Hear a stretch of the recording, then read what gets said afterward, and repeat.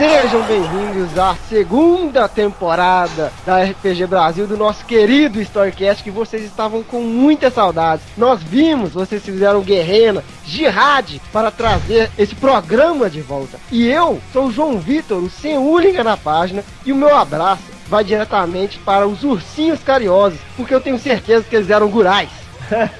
Aqui quem tá falando é o Soul da página do RPG Brasil. Finalmente voltamos e eu vou começar mandando um abraço para mim mesmo, que é a pessoa que eu mais gosto nesse mundo. Fala galera, aqui é o Pedro Nick na RPG Brasil e eu queria mandar um abraço para quem prefere How I Met Your Mother do que Friends, porque é muito melhor. Obrigado. Fala aí galera, aqui é o Sr. Bruno, eu tô de volta e eu vou começar mandando meu abraço agora pra pôr a namorada vietnamita do nosso amigo Soul. Que isso? Caralho.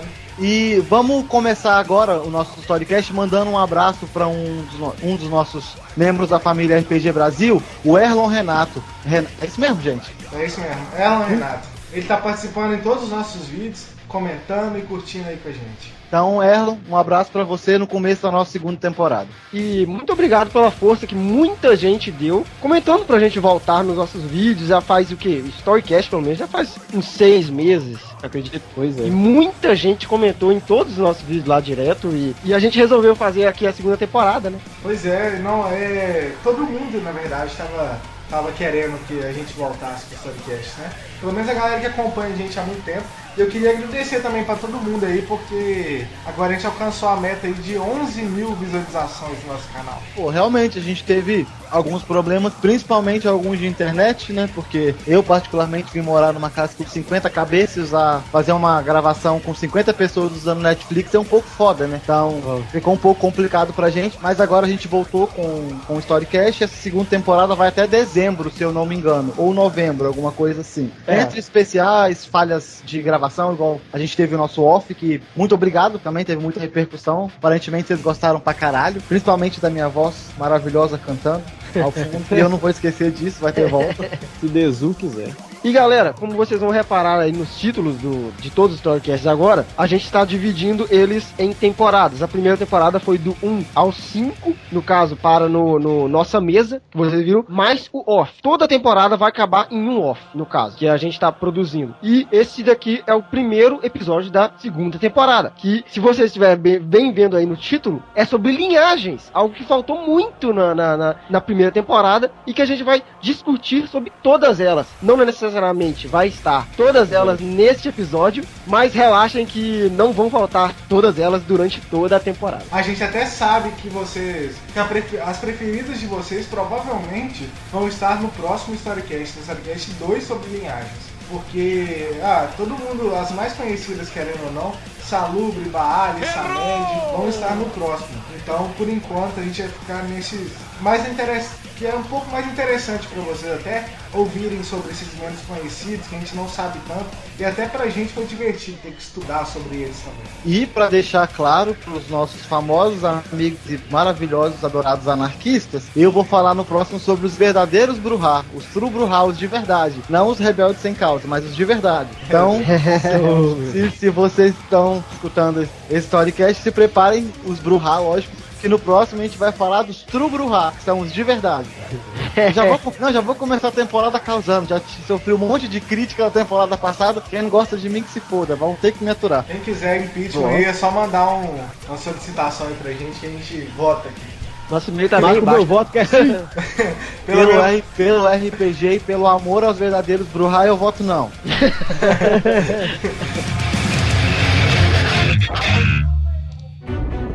You feel it in the air. You don't sleep at night. A voice in your head's telling you something is gonna go terribly wrong. There's nothing you can do to stop it. That's how I felt when my brother came home. We're not bad people, but we did a bad thing. Bom, galera, agora eu vou começar puxando a fila aqui, falando sobre a linhagem dos Gárgulas, que basicamente todo mundo aqui deve conhecer por aqueles monstros de pedra que vocês veem nos filmes e blá blá blá, né? Bom, eles dentro do Vampiro à Máscara, eles são uma linhagem que eles foram criados pelo clã Tremere e eles são criados através de dos membros Gangrel, Nosferatu ou Tzimisce. Os Tremere criaram um ritual todo sangrento, que eu vou deixar pra explicar mais no final, mais ou menos como é que é esse ritual. E você consegue criar uma gárgula. Eles são tipo a gárgula do filme do Frankenstein entre Anjos e Demônios?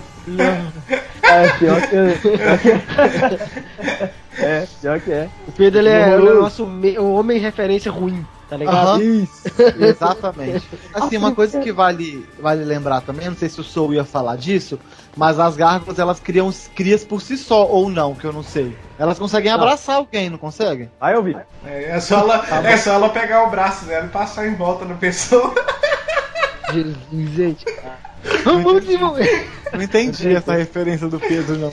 Ué, passar o braço em volta da pessoa e dar um abraço.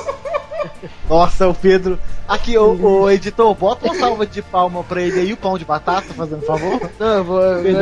Vai ver. Vamos lá, então. A primeira gárgula criada, ela foi criada por Goratrix e outros dois Tremere. Foi em 1121 e ela se chamava Shaundice, ou Shaundice, não sei bem a pronúncia, mas eu acho que é Shaundice. Já em 1125, várias gárgulas já haviam sido criadas. Uma dessas outras duas pessoas que junto com o Goratrix criaram as gárgulas se chamava Vistânia. A Vistânia, ela era tão apegada às gárgulas que ela criava, que o codinome dela era de Mãe das Gárgulas. As gárgulas foram principalmente criadas para poder meio que ser considerado como o tanque da galera, porque o Tremere, eles sofriam vários ataques nessa época, e principalmente dos Tzimisce. Se não fossem as gárgulas, várias casas do clã Tremere teriam sido dizimadas pela Europa. Já em 1126, a primeira gárgula, Shaundice, ela foi enviada para uma missão e ela não retornou, ela não voltou. E um dos boatos é que ela foi encontrada por um Tzimisce e foi destruído por ela. E esse Tzimisce veio a aprender como era essa cria, como que as gárgulas funcionavam. Havia nessa época também um boato de que uma gárgula dessa Tremere chamada Vistânia tinha escapado. E ela escapou e criou uma colônia fora dos controles do Tremere. Isso significa que as gárgulas já estavam começando a retomar a consciência, porque quando as gárgulas eram criadas, as primeiras gárgulas, que se eu não me engano foram 14 que foram criadas, elas não tinham consciência, elas não tinham livre-arbítrio, era totalmente dominada pelo clã Tremere. E eles começaram a perder esse controle, e essa gárgula em específico criou uma colônia, e ele foi chamado de Senhor das Rochas. Diz também que essa gárgula pode ser a Shaundice, que desapareceu em 1126. Até então as gárgulas, elas foram muito ativas nesse período mais medieval e tudo mais. Só que elas definitivamente só foram vistas como uma linhagem cainita em 1167 depois de Cristo, óbvio, né? Eles são uma criação dos criptozoólogos Tremere. Olha só esse nome. Eu nem sei se ele existe. Criptozoólogo. Mas o que significa isso? Era tipo uma criptozoólogo? Criptozoólogos são estudiosos do clã Tremere eu não achei bem uma definição, mas cripto eu defino como morte, alguma coisa assim. Porque as gárgulas, o interesse dela não apenas era para eles terem uma defesa contra os Tzimisce ou os inimigos, mas também pela ambição do clã Tremere de buscar sobre a vida. Mas como é aquela história do Frankenstein, mais ou menos, sabe? É basicamente mais ou menos isso. Só um minuto, só um momento cultura inútil aqui. Enquanto vocês estavam conversando, eu fui pesquisar na Wikipédia o que é criptozoologia. Segundo a etiologia da palavra, criptozoologia é o estudo dos animais ocultos, ou seja, é um pseudônimo para procurar animais que tiveram sua existência roubada. Ponto. É isso que a Wikipédia define. É basicamente o novo filme do Harry Potter. Isso. Verdade. Mas, tipo assim, os Tremere sempre quiseram mesmo participar desses negócios de ritual de criação de criatura e tudo. Até o próximo que eu vou falar também tem um pouco a ver com isso, com esse ritual, porque sempre acaba tendo um Tremere envolvido, né? Hoje em dia, o documento do processo de criação dessas gárgulas praticamente não existem mais, porque eles provavelmente foram destruídos ou perdidos nas épocas das batalhas que o Tremere vinha fazer. E hoje, se alguém pratica esse tipo de ritual para a criação das gárgulas, provavelmente é algum membro que se bandeou pro antitribo, né? Que alguns Tremés acabaram levando pra lá, pro Sabá, né, no caso. Ué, mas então, no caso, deixaram de existir, assim, recentemente, gárgulas prontas? Gárgulas feitas, né, no caso? Gárgulas feitas? O ritual... Eu acho que virou meio que crime fazer, né? Virou um crime pelo que o Soul falou, foi meio que crime, porque, tipo, se você Eles não pode proibiram fazer por ritual e você faz, você tá infringindo uma lei. Se você tá infringindo uma lei, teoricamente é um crime. Sim, não sei se vocês se lembram, isso aconteceu no nosso jogo, vocês se lembram? Nosso jogo do Dark Ages. Era um crime eles fazerem as gárgulas. Como eu falei, você precisa de um Nosferatu, de um Gangrel ou de Simis. Quando eles estavam desenvolvendo esse processo para a criação das gárgulas, o ritual, no registro fala que eles tiveram mais ou menos um pouco mais de 100 de vítimas para poder desenvolver o ritual. Por isso foi proibido. Saquei. Mas agora tem uma pergunta, no caso. O Tremere fez o ritual a partir do sangue desses outros 3 clãs de vampiros, né? Só que, e esses outros 3 clãs dos vampiros, quando souberam, ficaram de boa com isso? Rapaz, aí você me apertou. Sabe por quê? Eu acho que não, né? Eles já estavam em guerra já. É que eu penso o seguinte, o Tremere, que ele não é um clã agradável, todo mundo sabe disso, né? Eles não são um clichê, não. Enfim, eles já não eram muito bem vistos. Agora, meio que se eles roubassem parte da Vitae de um outro ser, de um outro vampiro, pra criar poderio em cima de... Eu ficaria muito puto se eu fosse qualquer um dos outros clãs. Não, eu também. Os Tremere e os Simis têm um ódio entre si muito grande, né? E isso pode ter agravado mais ainda, né? Pra mim, seriam todos queimados e mortos em praça pública. Gente, agora, só pra vocês terem mais ou menos uma ideia, o ritual produz a gárgula. O ritual se chama Ao Nosso Comando Ele Respira. É a tradução feita lá que ficou desse jeito. Mas é realmente assim. Ele é um ritual taumatúrgico de nível 5, bem difícil de fazer. O processo de criação de uma gárgula, ele é bem diferente do que eu imaginava. Olha só, o vampiro, ele pega porções de carne cortada do corpo de uma vítima e constrói em uma forma meio que humanoide simples. Olha só, então ele costura isso tudo em uma bolsa feito de um útero de um animal, normalmente uma vaca. Que bosta. Olha só. Caralho, velho. Que bosta. Então essa bolsa, com tudo lá dentro, ela é suspensa em um barril com algum produto químico equivalente ao líquido amniótico que fica dentro das fêmeas, sabe? Pra gestação. Então, aí durante um período de 3 meses, o Maturgo tem que visitar a gárgula que tá gestando essa bolsa amniótica, né? Essa bolsa, ela tem 2 processos para poder desenvolver essa gárgula. Ou ela é posta em um barril contendo esse líquido amniótico, ou ela é posta dentro de uma gárgula fêmea já pré-existente, para ela poder fazer a gestação. Você entendeu? Ou essa criatura vai ser gestada nesse líquido amniótico separado, ou já numa gárgula fêmea. Caraca, pra poder nascer uma outra gárgula. É muito viajado. É tipo um vampiro grávido. Tipo um vampiro grávido. Aí durante um período de 1 até 3 meses, o Taumaturgo que está desenvolvendo esse ritual deve visitar a gárgula gestante e fazer vários encantamentos e bênçãos, tudo do ritual. Se ele sair da câmara de gestação por mais de 1 semana, o feto morre. Que massa. Nossa, velho. Além de ser difícil, como é que eles conseguiram fazer isso tudo? Porque eles fizeram quase uma linhagem inteira só de gárgula. É por isso que teve essas centenas de mortos, porque foram várias tentativas para chegar nesse ritual bem certo. Nossa senhora. Podia ter feito uma coisa mais simples, né? Pelo amor de Deus. Eu não vou entrar nos detalhes aqui do sistema, porque não convém, mas basicamente o processo do ritual é esse. Pô, muito doido. O Nick podia ter tido umas ideias legais dessa pro Tremere dele, não?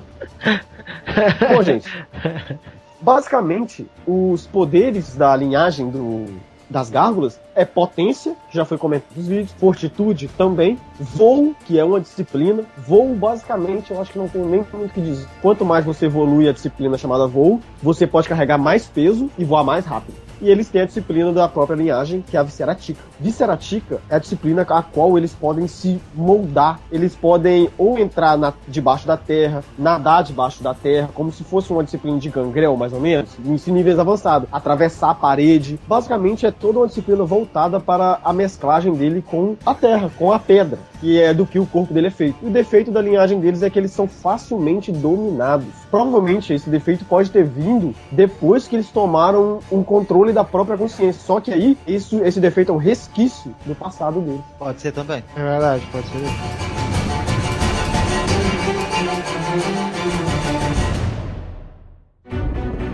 You feel it in the air. You don't sleep at night. The voice in your head's telling you that something is gonna go terribly wrong. There's nothing you can do to stop it. That's how I felt when my brother came home.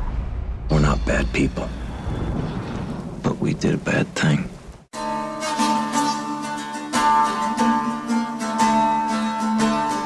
Então, galera, agora a gente vai falar um pouco sobre os Blood Brothers, os irmãos de sangue. Primeiramente, eu vou falar um pouco das disciplinas que eles vêm inicialmente. Eles vêm com fortitude e potência, que a gente já falou antes, né? No Storycast 2. Provavelmente quem tá aqui já ouviu, ou se não ouviu, corre lá e vê, porque é nosso mais views. Mas tá vendo, pode ver também se quiser a imagem. Mas eles têm uma disciplina diferente, chama Sanguinos, que é uma disciplina que integra muito bem a questão do clã, porque ela reforça essa ligação que eles têm dentro do círculo dos Blood Brothers, que eu vou explicar pra vocês um pouco do que é agora. Primeiramente, o apelido dos Blood Brothers é Frankensteins. Eles têm esse apelido desde sempre, desde a época que eles foram criados. Eles são considerados meio que uma criatura diferente. Eles são uma linhagem muito rara de Sabá e foram criados por um grupo de Tremere Antitribo e os Khaldun Shishimizi. De novo, os Tremere envolvidos nesses rituais. Eles foram feitos para funcionar de uma forma que eles eram como uma unidade de batalha.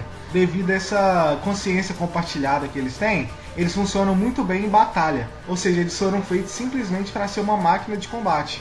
E muitas vezes eles são colocados, quando eles são criados, os Shishimizi mudam a aparência deles para eles ficarem iguais, justamente para que reflita esse negócio deles não terem individualidade. Ué, mas eu achei que isso não é de nascença deles, no caso. Não é de nascença, eles são mudados pelos Shishimizi.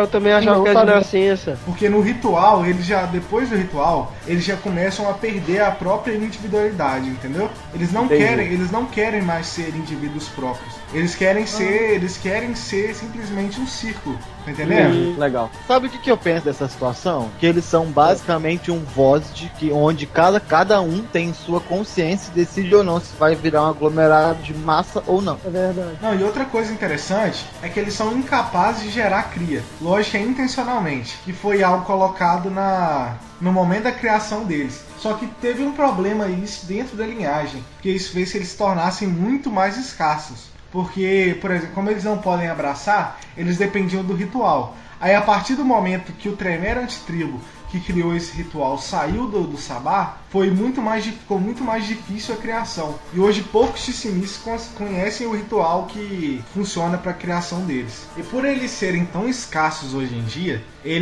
muita gente acredita que eles vão acabar muito antes da Guerrena. Eles vão simplesmente acabar, porque não estão fazendo mais. E os que estão vivos estão morrendo aos poucos. Aí todo mundo acredita, com quase certeza, que eles vão acabar antes da Guerrena. Puta dó. Pois é. Tadinho deles. Puta dó. E por essa questão da falta de individualidade, eles têm muita pouca cultura de linhagem em si. A única coisa que eles têm é a violência, que eles são muito violentos. A maneira de se vestir, que eles se vestem praticamente como esses skinheads modernos. E a ligação deles com o círculo deles. O círculo deles é como se fossem os irmãos, que foram criados junto com ele. Então, cara, eu queria saber se... Deixa eu entender.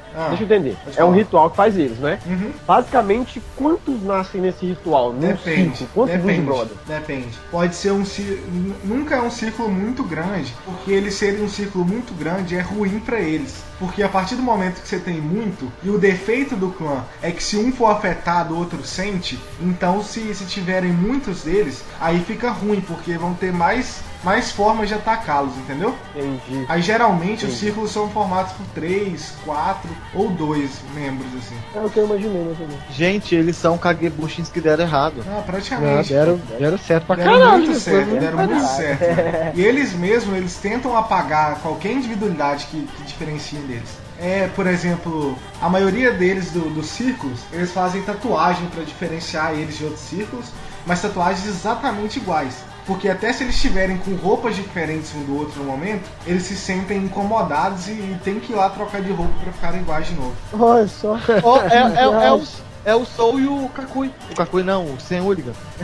Pois é, ué. Não, eles não conseguem não ser iguais, entendeu? Eles não conseguem ter uma individualidade, porque por causa dessa consciência compartilhada que eles têm e que a disciplina deles fornece, né? Que não é só uma consciência, e depois se torna alguma coisa de corpo também, que faz eles, que a disciplina deles faz eles até se unirem para formar um ser mais forte. Entendeu? Tipo, eles juntam, né? Isso, eles se vão se juntam. colando. Isso. Tipo Isso- fusão. É, não, Tipo, isso. qual que é o nome? É Gestalt? Gestalt, é isso aí. E isso em termos de jogo, funciona de uma certa forma até bem, por exemplo, porque tem muitos sistemas que já estão escritos para funcionar dessa forma. Por exemplo, se eles se unem e colocam 4 braços, aí já tem um sistema de braços extras para funcionar, entendeu? Massa. Legal. Aí tudo deles acaba funcionando assim. Por exemplo, eles podem colocar uma cabeça atrás para não tomar ataque surpresa, entendeu?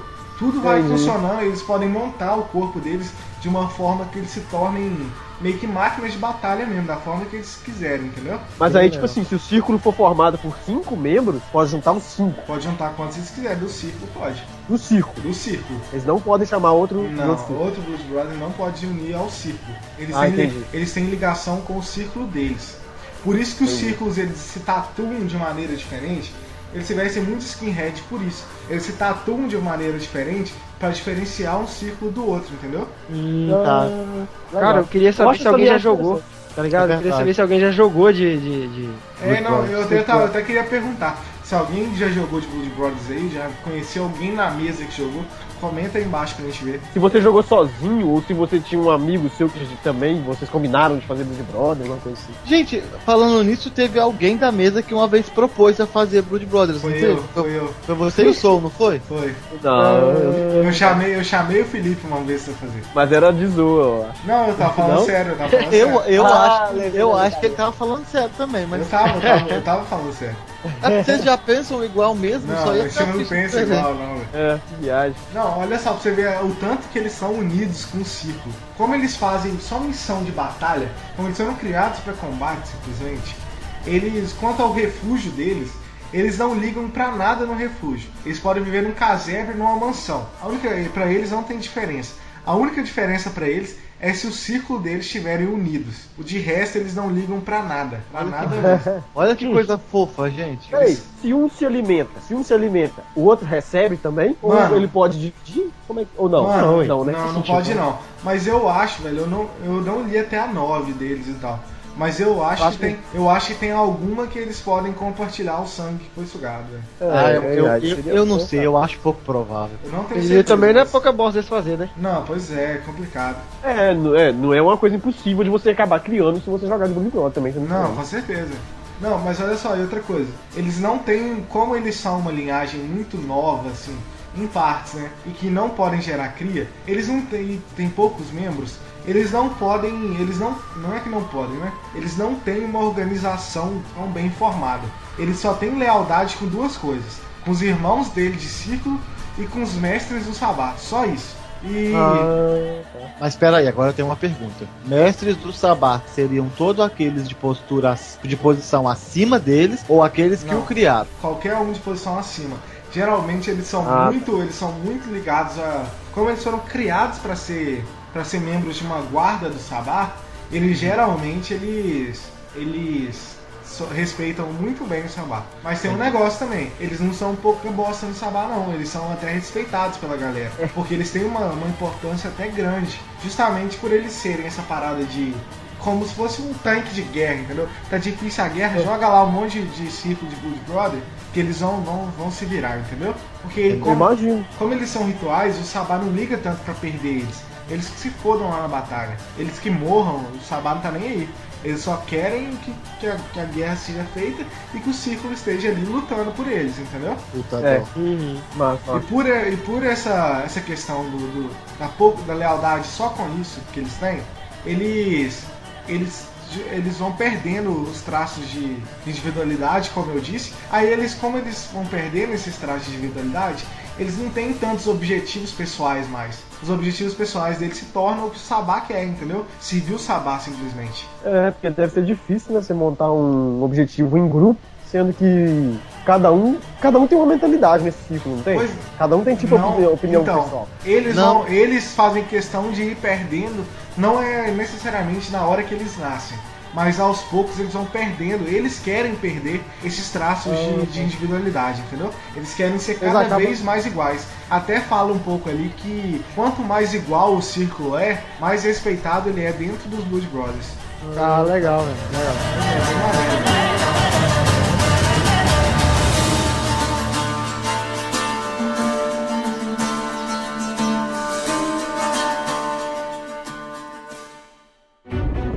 You feel it in the air.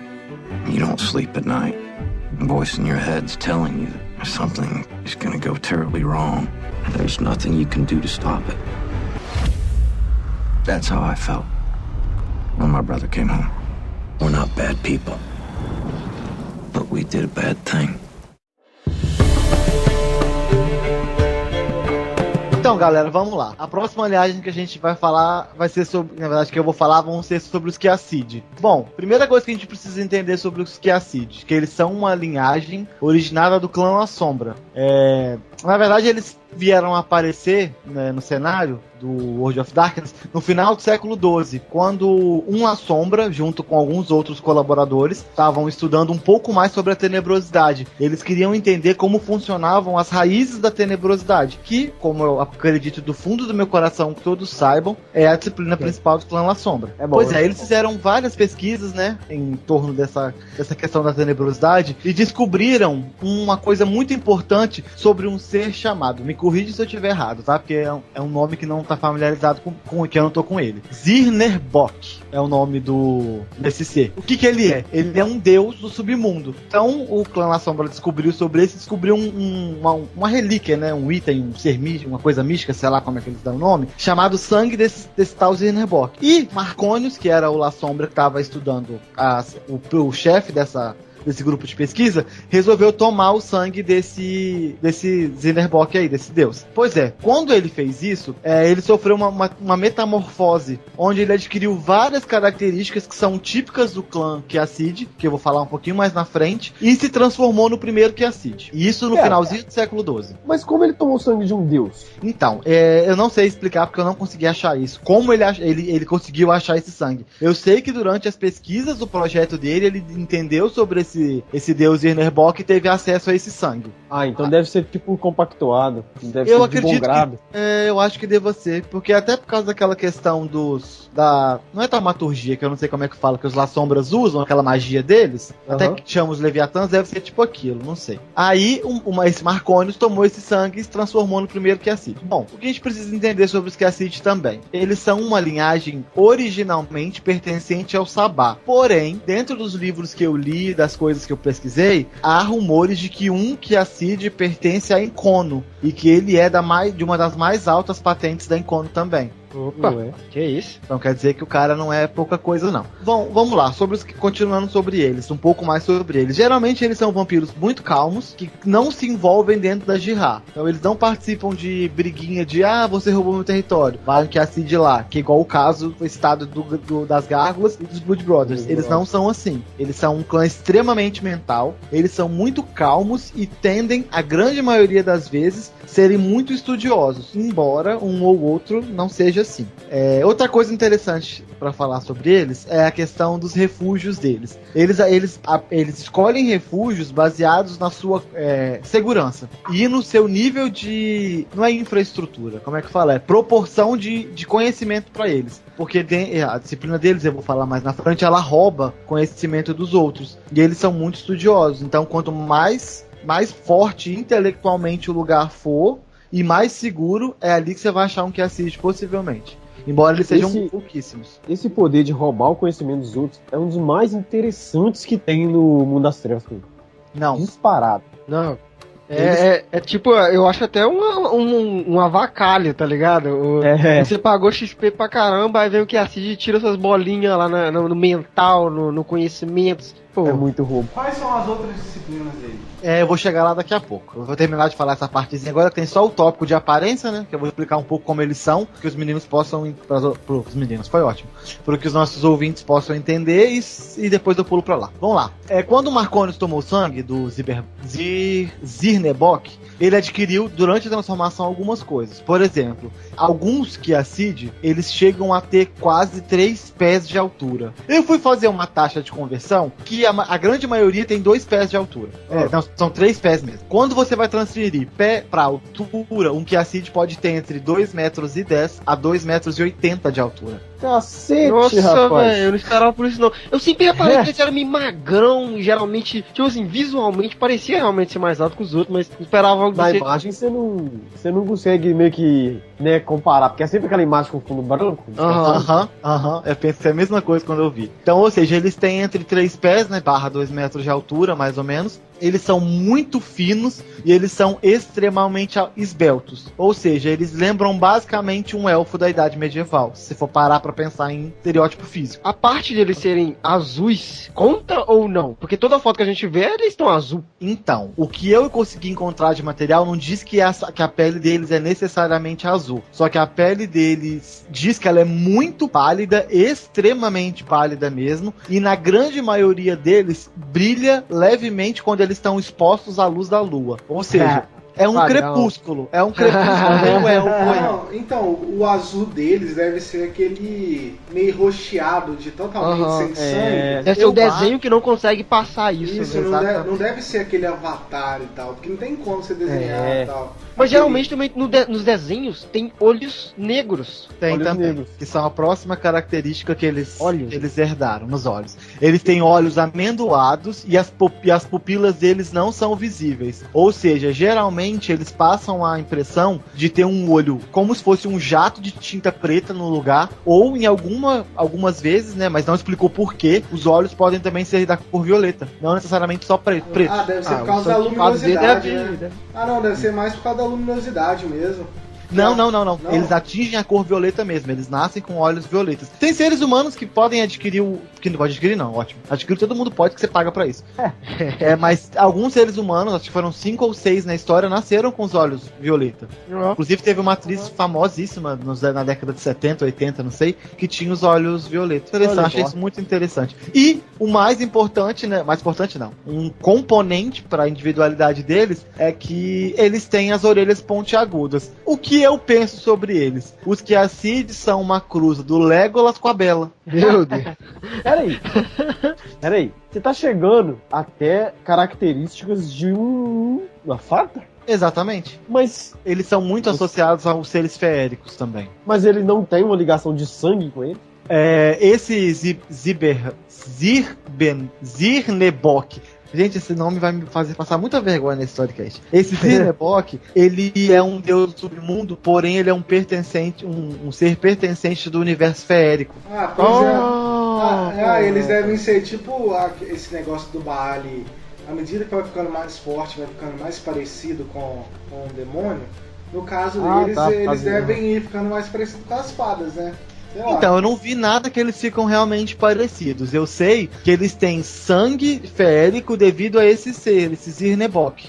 Eu vi também em algum lugar, faz pouco tempo, na verdade, que os Kiacid, alguns, na maioria das vezes não, mas alguns, eles tendem a procurar as fadas, beber seu sangue e se tornarem viciados. E fazendo uso do sangue das fadas durante a vida toda. Porque assim, teoricamente, um vampiro, ele se alimenta não só da vitalha humana, como também da vitalha de um outro ser sobrenatural qualquer. Quando o sangue de fadas em si, na verdade não de fadas, de changelings em si, ele tem uma característica de ser altamente vicioso, como drogas são pra nós. Então, ou seja, como a disciplina desse clã, que eu vou falar um pouquinho mais na frente, ela é muito interligada ao mundo férico, o vampiro, ele tem dentro do seu convívio basicamente diário, seres féricos, né? As fadas, os changelings, esses demais itens.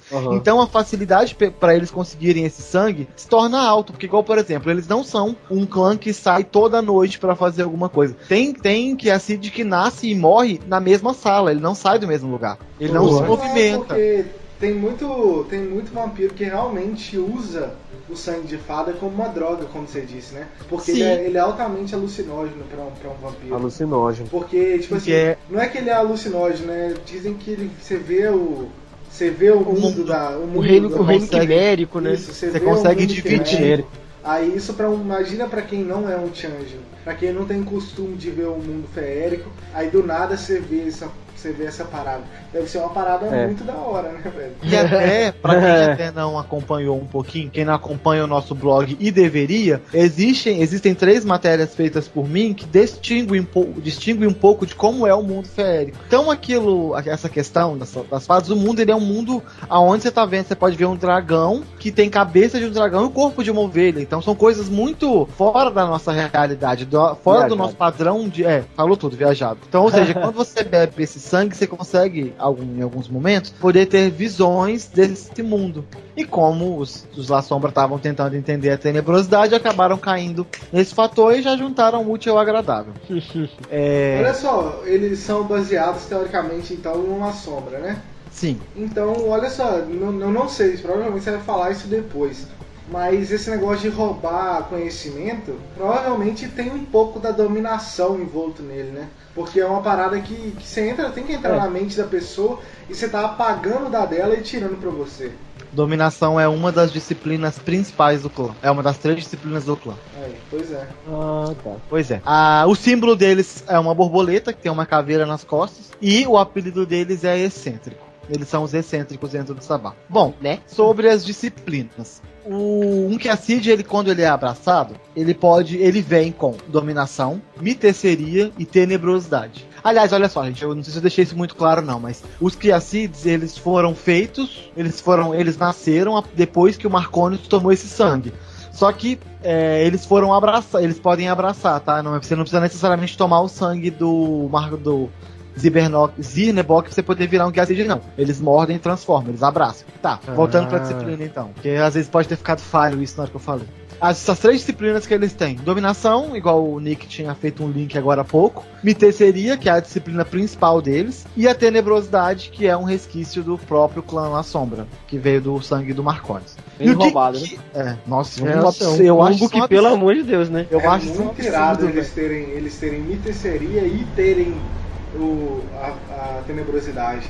Porque geralmente quando quando um clã faz outro, ele faz uma linhagem, ele geralmente tem as 2 secundárias do príncipe do clã que tá criando eles, e tem a própria, né? Mas eles não, eles têm a própria e tem a principal do La Sombra. E a segunda secundária do La Sombra também, porque dominação também está no clã La Sombra. Pois é, ele só tirou a pior parte, assim, teoricamente, né? A potência do... Até porque os Qiacid, eles não são de batalha, então potência pra eles seria meio que uma perda de tempo. É verdade. Bom, e o que é essa miteceria? Bom, essa miteceria é uma coleção de poderes, né, e habilidades que elas imitam os poderes das fadas ou dos Changelings. E eles usam esse poder para alterar, seduzir mentes de inimigos, bem também como forçar esses inimigos a contar para eles a verdade. Resumindo, é uma disciplina mental que ela tem um leque gigantesco de opções. E a parte que todo mundo já falou aqui, que é a mais roubada de todas. Eles podem roubar conhecimento de alguém. Mas quando ele diz roubar conhecimento, não é tipo, você tem conhecimento X, eu vou copiar o conhecimento que você tem. Não, ele toma o seu conhecimento. Por exemplo, se um ser humano sabe fazer um carro, em que a Cid não sabe, ele quer aprender, ele vai entrar na mente dessa pessoa, vai pegar esse conhecimento pra ela e a pessoa vai ficar sem saber disso. Pensa que você vai aumentar a bolinha na sua ficha e não vai gastar pagar. XP. Exatamente, pra mim é a habilidade mais foda do manual. Eu tô completamente apaixonado por esse clã. Linhagem. Mas, na verdade podia ser um clã, porque na verdade eu tô falando clã, porque a 4ª edição tá vindo e eu não sei o que era clã e virou linhagem, o que é linhagem e virou clã. Então eu tô no benefício da dúvida. Pois galera, lembrando que a gente aqui, a gente trata a questão de linhagem e clã, mais na questão de teórica da parada mesmo, questão de ter um antediluviano ou de não ter um antediluviano. Não é nem questão de ter número de membros elevados, nem nada disso não. A gente trata, porque geralmente as linhagens têm poucos membros, e muita gente define linhagem simplesmente como um clã que tem poucos membros. Inclusive eu no início pensava que era isso. Mas agora no teórico mesmo da parada, a gente trata como clã que tem antediluviano e uma linhagem que não tem antediluviano. Que geralmente você vê as linhagens como remanescentes dos clãs. Então, um exemplo claro disso é o próprio Ravens. Depois de 1999, teoricamente, pelo livro, ele deixou de ser uma linhagem. Ele deixou de ser um clã e passou a ser uma linhagem. Só que, linhagem. Segundo os livros, ele ainda tem um antediluviano e ele ainda tá na aba de clãs. Então, mesmo tendo, sei lá, menos de 100 Ravens presentes na época, eles continuam sendo um clã, entre aspas. Não, sim, mas, Rafael, esse livro... É a terceira edição. O terceira edição, ele é de 90 e... quanto? 99? 4, não? Terceira edição? 9. Terceira edição de 94? 99. Ah, eu confundo essas porra tudo. Então, pode ser que eles ainda eram um clã. Eles ainda eram um clã, né? Mas na edição de aniversário, V20, eles continuam sendo um clã. Mas o V20 não é uma edição pra poder continuar a história. O que vai continuar a história é a quarta edição. Sim, o V20 o V20 ele ignora a Guerrena, né? O V20 ele ignora a Guerrena. E teoricamente a Guerrena começou em 2002, correto? 3. 3 assim, né? Os eventos começaram, mas entre 3 e 4. Né? Entre 3 e 4. Se o livro vai até 2004, exemplo, vamos supor 2004. Que o arco seja 2004. Se o livro vai até, ele revisa tudo que passou até 2004 e ainda continua colocando Ravens como um clã, ele não deixou de ser uma linhagem. Ele não passou a ser uma linhagem. Mas é porque o livro ele trata, provavelmente colocou o Ravens lá antes da parada da história, entendeu?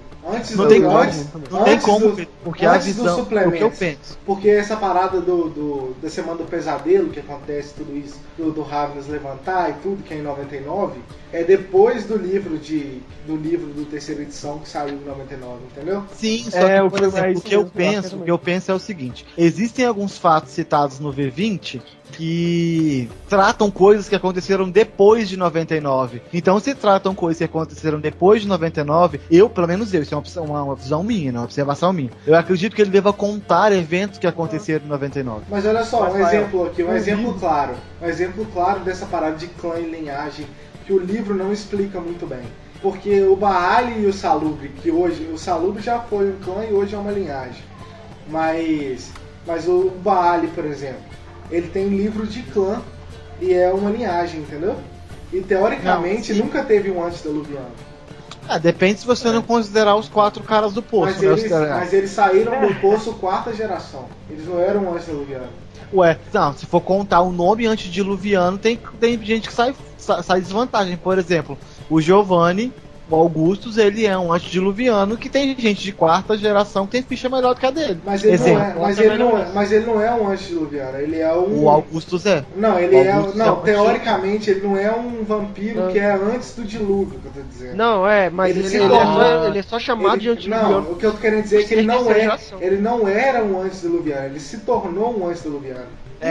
Eu não sei, isso é um parâmetro muito difícil pra gente comparar, porque a gente tem muitas das questões das nossas observações pessoais. Por exemplo, pra mim um antediluviano, mesmo que ele não tenha vivido antes do dilúvio, se ele diablerizou um antediluviano, ele vai ser um antediluviano sem precedentes. Porque você, teoricamente, quando você faz o diablé para se tornar um antediluviano, você tá sugando um pouco daquela alma ali que é antediluviana, entendeu? É verdade. Então, teoricamente, você tá se tornando...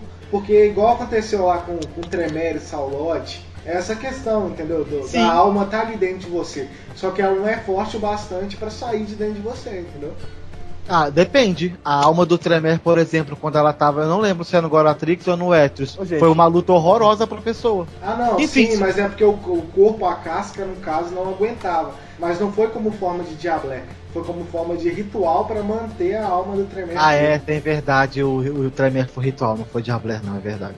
Mas enfim, voltamos aos Kiacid, que é o nosso ponto de partida dessa discussão toda. Bom, mas nem tudo é tão fácil assim, nem tudo é tão simples. Os Kiacid, eles têm inúmeras vantagens dentro da disciplina, dentro da história e tudo mais. Só que a fraqueza dele também tinha que ser muito pesada pelos benefícios que eles têm. Primeira fraqueza deles é essa aparência grotesca. Não é que seja, ele é impossibilitado de andar nas ruas como é o Nosferatu a pelo, né, sem nenhum nada. Só que eles são estranhos, eles são basicamente seres gigantes com orelhas pontiagudas, talvez com os olhos roxos roxos e uma aparência muito pálida. Então é muito complicado viver com essa aparência. O livro descreve essa aparência como uma coisa bizarra. E, pra mim, que eu acho que é o pior defeito deles, eles têm alta vulnerabilidade a metal frio, a ferro frio. Ou seja, funciona de duas formas essa vulnerabilidade deles. A primeira é o toque. Quando um Kiacid, ele encosta em alguma coisa feita de metal frio, ele tem alergia àquilo. Então a tendência dele é a soltar, ele é começar a ter algum tipo de expressões corporais, como lesões de pele, coisas do gênero. E se ele for, ou até mesmo entrar em frenesi, se ele ficar muito tempo segurando uma coisa de ferro frio. E por último, que é o dano causado por um ferro frio, que automaticamente em todo Kiacid é considerado um dano agravado. Mas tem que ser um ferro puro, né? Não pode ser misturado. Mas eu li pelo livro que armas brancas são consideradas ferro frio. Caralho. Imagina, você tá andando pra rua e tomar uma facada, sei lá, um item de força mais 1 e tomar dano agravado por isso? É um absurdo. É doído. Dói demais. Então essas são as fraquezas do clã. Só que agora eu separei duas curiosidades que eu achei muito interessantes sobre eles pra gente discutir aqui no momento mais de interação. Bom, no segunda edição, já foi relatado sobre os Kiacid, né? Alguns de vocês que são mais fanáticos com livros e gostam muito de ter essas informações vão saber disso. Só que no segunda edição, você tinha a opção de escolher dominação, miteceria e tenebrosidade ou dominação, miteceria e necromancia. Como assim? Ué? Você poderia escolher em vir ou com tenebrosidade ou com necromancia na criação do seu personagem. Tava escrito necromancia nos manuais que eu li, eu não consegui distinguir qual é. Mas eu acredito que seja as linhas da escola de necromancia normal. Pensa no roubo. Só que aí eu fui pesquisar um pouco mais a fundo. Eu falei, pô, como é que essa pessoa vem com necromancia, mas sem uma justificativa lógica? Bom, teve um ano, um pouco depois que Marconius instituiu o clã Kiacid, ele pensou o seguinte: bom, eu fui o primeiro a me transformar assim, só que todas as pessoas que se tornaram Kiacids depois disso foi porque eu transformei elas, porque eu abracei elas. Então vamos pegar esse sangue desse deus do submundo e vamos dar para essas pessoas que eu abracei para ver o que vai acontecer? Pois é, ele fez isso. Ele pegou e foi dando sangue de um para cada um. A partir desse momento, eles sofreram algumas mutações corporais, só que eles criaram uma linhagem dentro de uma linhagem. Vocês estão entendendo essa viagem? É muito viagem. Tô entendendo. Não, é maneiro, pô, a história, essa parada. E o nome dessa linhagem se chama Maegar, que são outros Kiacid dentro dos próprios Kiacid. Só que eles não concordaram. A grande maioria morreu quando tomou esse sangue. Os que ficaram começaram a se chamar Maegar, que é um outro tipo de Kiacid, no caso. Todos eles têm características físicas que indicam a sua natureza faé. Ou seja, eles pegaram características de fada muito mais do que o próprio Marconius tinham. Por exemplo, quando um Kiacid abraça alguém, ele vai ter sempre aquele padrão de mutações que eu falei. Pálido, alto e tudo mais. Quando ele é um Maegar, a pele dele pode mudar. Ele pode ser completamente branco mesmo, ou ele pode ser negro como o ébano. Que viagem. É um exemplo. Então, teoricamente, é uma linhagem que gerou outra linhagem. Basicamente, é isso daí.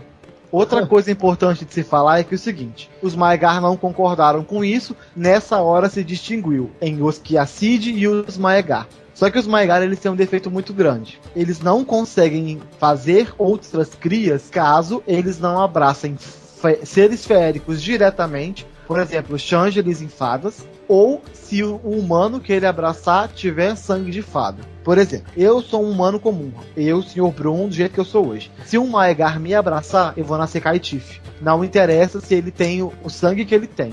Se eu tiver em mim sangue feérico, for uma fada ou um Changeling, aí sim eu me transformo no Maegar. Tá. Porque um Changeling geralmente iria morrer. Né? Exatamente. Se eu tiver sangue feérico, se eu for meio Changeling, por exemplo, tipo uma cruza de um Changeling com um ser humano, e for uma fada, eu vou virar um vampiro Maegar, se ele me abraçar. Então, teoricamente, o Melgar é um oitavo fada. Basicamente. É basicamente isso.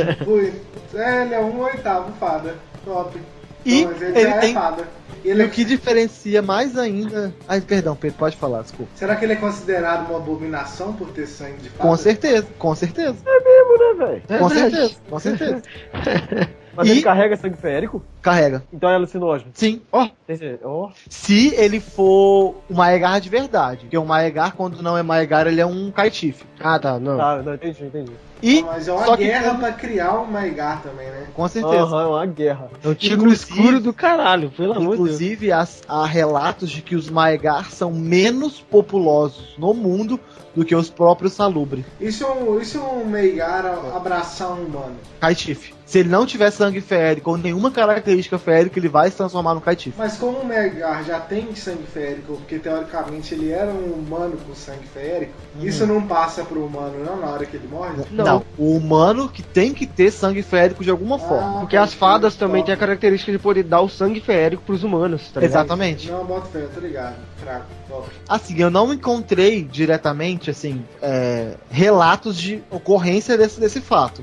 Mas eu encontrei que eles falavam isso. E por último, pra fechar a questão dos Maegar, que eu até entrei numa linhagem dentro de uma linhagem, que não era muito pra ter feito isso, é que as fraquezas deles são similares às do Kiacid, só que um pouco modificadas. Olha só, eles são vulneráveis a ferro frio, né? Como todos eles. Só que os Maegar, eles carregam características do mundo feérico, ou seja, dos seres quiméricos. Sendo que alguns Maegar podem chegar a ter 6 braços. 6 braços? Aham. Mas, tipo assim, na versão Kainita dele, Na versão Kainita dele. ele vai ter 6 braços. Aham. Pode crer. Não é sinistro? Aí, tipo assim, nos manuais dizem que testes pra reconhecer um Maegar é altamente fácil, porque eles podem ter 6 braços. Mas 6 braços foi o exemplo que o manual me deu. Então eu acredito que eles possam ter asas, que eles possam ter rabo, que eles possam ter exemplo, né? dentes, possam ter Chifre. várias coisas diferentes que remetam ao mundo feérico. Então, ou seja, o que eu digo quando eu se refiram ao mundo feérico? Tudo. Então eles podem ter as mais distintas características e facilmente reconhecidas. Outra Legal. coisa que pra mim é o mais impossível de todos, assim, dentro deles. Os Maegar, eles não podem tomar sangue diretamente de um ser humano. Exemplo, eles podem se alimentar de seres feéricos normalmente. Enfiei a presa no ser férico e suguei o sangue dele pra mim. Posso me alimentar de outro vampiro da mesma forma. Enfiei os dentes nele, puxei o sangue dele pra mim. Se eu tiver que tomar sangue de um humano e eu for um Maegar, eu tenho que cortar ele, botar o sangue dele em um pote e depois tomar. Por quê? Não sei, tava escrito só isso. Que bosta, velho. Então ele vai matar a vítima, com certeza. Vai matar a vítima pra tomar sangue. Então Camarilla nunca pra ele. Nunca, eles não. Aqui fala que eles participaram um tempo da Mão Negra. Que eles foram um dos membros da Mão Negra. Eles basicamente falam que eles foram um dos fundadores. Só que como o meu inglês ultimamente tá um pouco fraco, eu não posso afirmar que eles foram fundadores. Mas que eles foram da Mão Negra eu posso falar. Então, beleza. E a última coisa que eu vou falar é um último detalhezinho bem simplesinho. Quando Marconius tomou o sangue do deus do submundo lá, do Zirnerbok, ele era um membro do clã La Sombra de 8ª geração. Ele tomou o sangue e se transformou. Após essa metamorfose, ele caiu pra 5ª geração. Opa, Cacete, vou atrás rapaz. dele, hein? É louco. 5ª geração. Aham.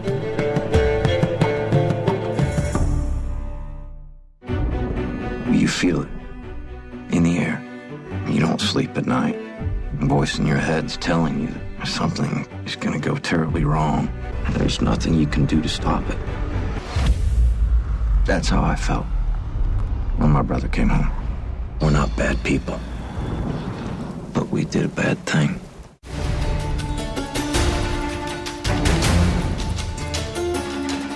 Agora eu vou falar da minha linhagem preferida, que eu sempre tive um mimo por eles. Otário. Que são os Samed, aquela linhagem que todo mundo vai lembrar por ser o zumbi ambulante, que fica andando em decomposto. Todo mundo se lembra por causa disso. The Walking Dead.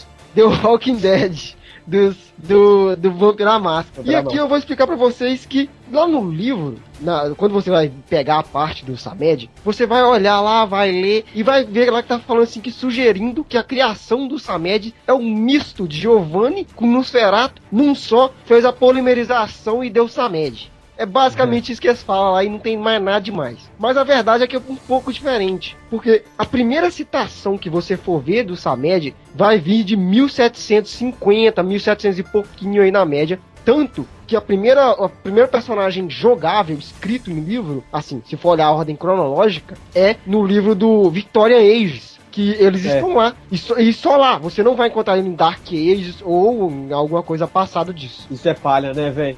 Mas é conhecido que pela linhagem, muitos jogadores antigos que jogam com Giovanni ou qualquer outro necromante, assim como o Samed, vai reconhecer que sim, eles vêm dos Capadócios. Por quê? Não dizendo que veio desta pessoa, mas que a princípio na construção da história dos Capadócios, o primeiro Capadócio que teve um defeito parecido igual ao do Samed é uma mulher chamada Trogloditia.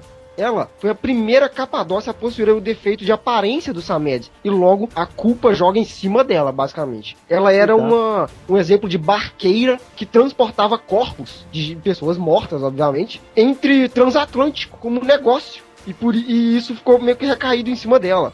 Mas como a gente tá falando de citações, se for para olhar uma citação que aconteceu no livro do clã do Capadócio, vocês vão ver que lá tem sim uma citação do Samedes. Mas não tem data dizendo lá de quando é a carta que está escrito a respeito dos Samedes. E lá sim também na carta está dizendo que tem uma confirmação deles serem filhos ou no caso, uma linhagem capadócia. Mas como? Como é que ele sabia? Não sei. Provavelmente eu já vi muita teoria falando de um festim. Teoria não, esse festim aconteceu. Só que esse festim, ele dividiu o clã Capadócio em 2 ou 3. E eles falam que o Samed foi uma parte desse festim que se desligou dos Capadócios de forma diferente das outras partes. Mas não é nada concreto, tudo é muito vago na história do Samed a respeito do passado. Porém, se a gente for pro presente, já indo pro lado do Caribe, no Haiti, a gente já encontra a presença forte dos Samedes lá. Principalmente com seu líder, o líder mais velho da linhagem conhecido atualmente. Não quer dizer que ele é o primeiro da linhagem, de modo nenhum. Que ele é conhecido como Barão, ou Barão Samed, né? Muitos vindos de mídias diferentes vão reconhecer esse nome, Barão Samed, porque ele já apareceu em diversos filmes ou seriados. Esse nome já foi conotado lá. Ele é basicamente... Hã? Supernatural. Até Supernatural já citou. Sim, já teve um filme lá que eu não me lembro também, mas ele já apareceu lá também e tá não, tudo... Tem um filme que chama... Não, é Nosferatu. É Nosferatu, mas eu já me lembro da imagem dele no filme. Mas o que é o Barão Samed sendo o mais poderoso Samed reconhecido pelos próprios Samedes e pelos outros fora na Camarilla ou Sabá? Ele é basicamente, assim, falando de modéstia, né, que tá descrito... Aqui, ó, peraí. Só uma cultura inútil aqui, pode? Pode. Antes de entrar no outro negócio. O Barão Samed, ele é da cultura haitiana, do voodoo da cultura haitiana. Pois é, eu falei que é lá do Caribe, no Haiti, eles. Mas é verdade mesmo, ele é uma ele parte é um da cultura haitiana mesmo, do voodoo. Sim. Tá. O Barão Samed, ele é um deus Loa, do tipo Loa para os haitianos, do tipo que ele rege os cemitérios e os túmulos, basicamente. Ele é o deus Loa dessa parada. Loa é uma divisão de deuses haitianos ali da religião do voodoo. Significa sábado, Samed. Olha aí. Essa daí nós estamos... Nova, eu não sabia. Mas o que acontece com os Samedes que vivem com o Barão? Eles se tornam Holgas. Holgas, pra quem não sabe, basicamente a pessoa que aprende os rituais do voodoo. Eles viram sacerdotes desta religião para um Loa, no caso para o Barão Samed. Ele é como se fosse o regente da parada toda. Lá, esses Samedes afirmam de pé junto que ele seria um antediluviano ou mesmo um Matusalém muito poderoso se comparado a qualquer outro. Porém, se você for procurar mais em outras bases, você vai ver que o Barão, na verdade, ele é um Samed relativamente comum, né? A gente sabe, se você for ver na história real que ele existiu, o Barão Samed, o nome dele não é Barão Samed, se você saber. Ele foi um escravo nativo que veio para o Haiti e tal. De verdade? O Barão Samed, ele existiu. Ele era um, se não me engano, um francês. Não, deve ser tipo o Zumbi dos Palmares se tornar um vampiro, tá ligado? Mais ou menos. Tá. Deve ser tipo um marco da cultura dos caras, sacou? É isso mesmo. Ele é basicamente como se o espírito Loa do Barão Samed viesse, incorporasse neste vampiro Samed e nesse vampiro, né, no caso, a gente não sabe se ele já tinha o defeito de decomposição ou as outras linhagens capadócias que a gente tá sabendo aqui, e que deu tal poder ao ponto de ele ser um deus lá no Haiti. Porque realmente lá fala, pelo livro, descreve como se o Haiti fosse todo dele, tá ligado? Nossa. Pois é, e os próprios Samed são, assim, quando você se aprofunda no seu jogo com o seu Samed, você vê que eles são totalmente ligados a essa cultura do voodoo, do Caribe, até chegar no Roga. Esse é o máximo que um Samed pode conseguir, assim, a nível, né? Porque se for olhar pelo livro de enciclopédia, o Barão, ele é um quinta geração. Mas ele é um quinta geração que tem esse espírito Loa nele, que deixa ele com um poder muito mais poderoso que a gente pode conseguir distinguir. Então é por isso que mais ou menos que alguns pensam que a história dele tá ligada a ele ser um antediluviano. É, porque eles não sabem exatamente a geração dele, mas se sabe que o poder dele chega a esse nível por causa desse espírito Barão Samed que tá nele. Esse espírito Caralho. As disciplinas do Khan. Bom, as disciplinas do Khan, elas mudaram da segunda para a edição revisada. Vamos falar aqui da edição revisada normal, que é Tanatose, Ofuscação e Fortitude. Bom, se você sabe ou já viu isso em algum lugar, Fortitude foi trocado por Necromancia. Da segunda ele tinha Necromancia, revisada ele tem Fortitude. Basicamente por feitos físicos, porque Tanatose também se tornou muito mais física na edição revisada. Só por isso. Mas é sábio que todo Samed é capaz de aprender necromancia, porque é algo comum, muito comum na religião deles, em toda a linhagem Samed. A necromancia tá grudada neles. E é só isso mesmo. A necromancia deles não era nada diferente se comparada a dos outros. Eles não têm nenhuma linha específica. Os outros necromancias, eles não têm nenhuma linha específica. Uma curiosidade bem interessante a respeito dos Sameds, que eles, como eu disse, eles são uma linhagem que tem pouquíssima coisa escrita ao pé da letra, que assim a gente só vai saber alguma coisa a mais deles quando lançar o Lore of Bloodlines, que todo mundo tá sabendo, não sei se vocês estão sabendo. Tá chegando. Vai descrever os segredos das linhagens. E aqui, talvez, esse podcast vire um pouco maior do que tá agora no futuro, né? Dá pra fazer uma coisa a mais. Precisa de uma edição revisada dessa parte. Eu vou falar de um Samed, cara, que ele é conhecido como Toy, ou brinquedo em inglês.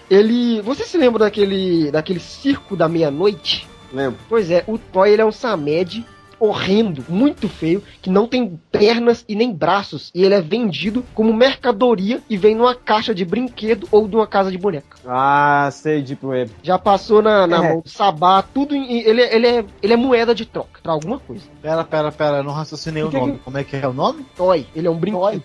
Vem numa caixa de presente ou numa casa de boneca. E quando ele chega na casa do cara, o que ele faz? Nada, os outros têm que alimentar ele com sangue. Ué? Então ele é um brinquedo. Isso é um fato verídico? brinquedo. Mas isso é um fato verídico? Esse brinquedo existe mesmo? Existe. Ele saiu do Circo dos Horrores. Ele não tá lá mais lá, mas ele saiu de lá. Mentira. O Circo dos Horrores, por sinal, que daria um puta Storycast, ele é liderado assim, ele tem como cabeças ali um Samed, filho do Barão, por sinal. Gente, que bosta, hein? E pra terminar uma curiosidade aqui, a filha do Barão, chamada Genina, está na Red List. Ela é uma 6ª geração e é dita como sendo muito poderosa. Ela é conhecida como Poeta Carmesim, porque ela deixa uma poesia nas mortes que ela faz diante das cidades que ela passa. Ela é nova, né? Ela é novinha, bem nova, ela deve ter uns 9 anos, 8 anos, talvez. Louco. Mas 9 anos de idade aparente, né? Não, ela foi abraçada com essa idade, pelo Barão. Não, isso mesmo Então, que eu tô falando, aparente, idade aparente. Ah, sim. A idade vampírica dela é muito maior que isso, tá falando? É muito maior. Assim, muito maior se comparado à linhagem de Samed, né? Deve ter seus 150, Entendi. 200 talvez. Ah, tá, é verdade que a linhagem é novaça, né? É, bem nova. Na história, né? É, na história.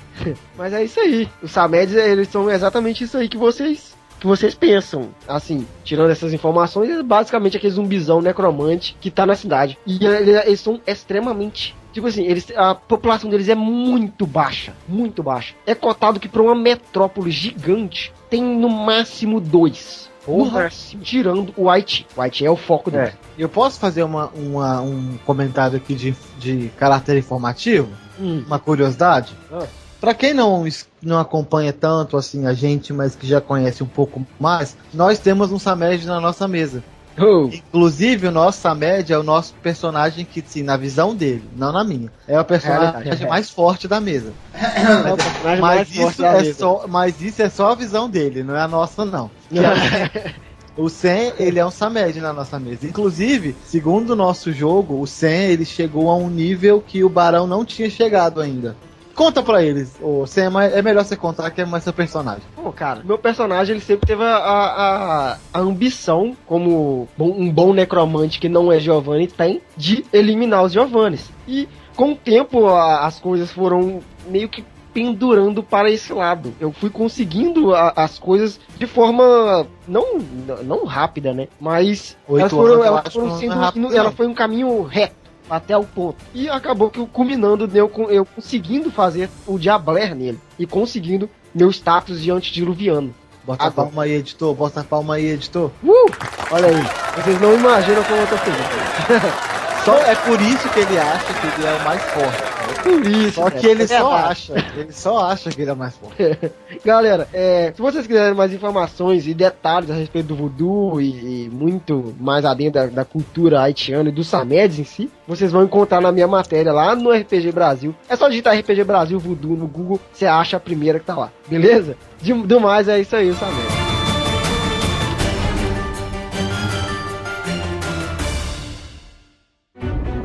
You feel it in the air.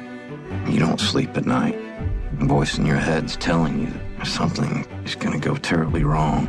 There's nothing you can do to stop it. That's how I felt when my brother came home. We're not bad people, but we did a bad thing.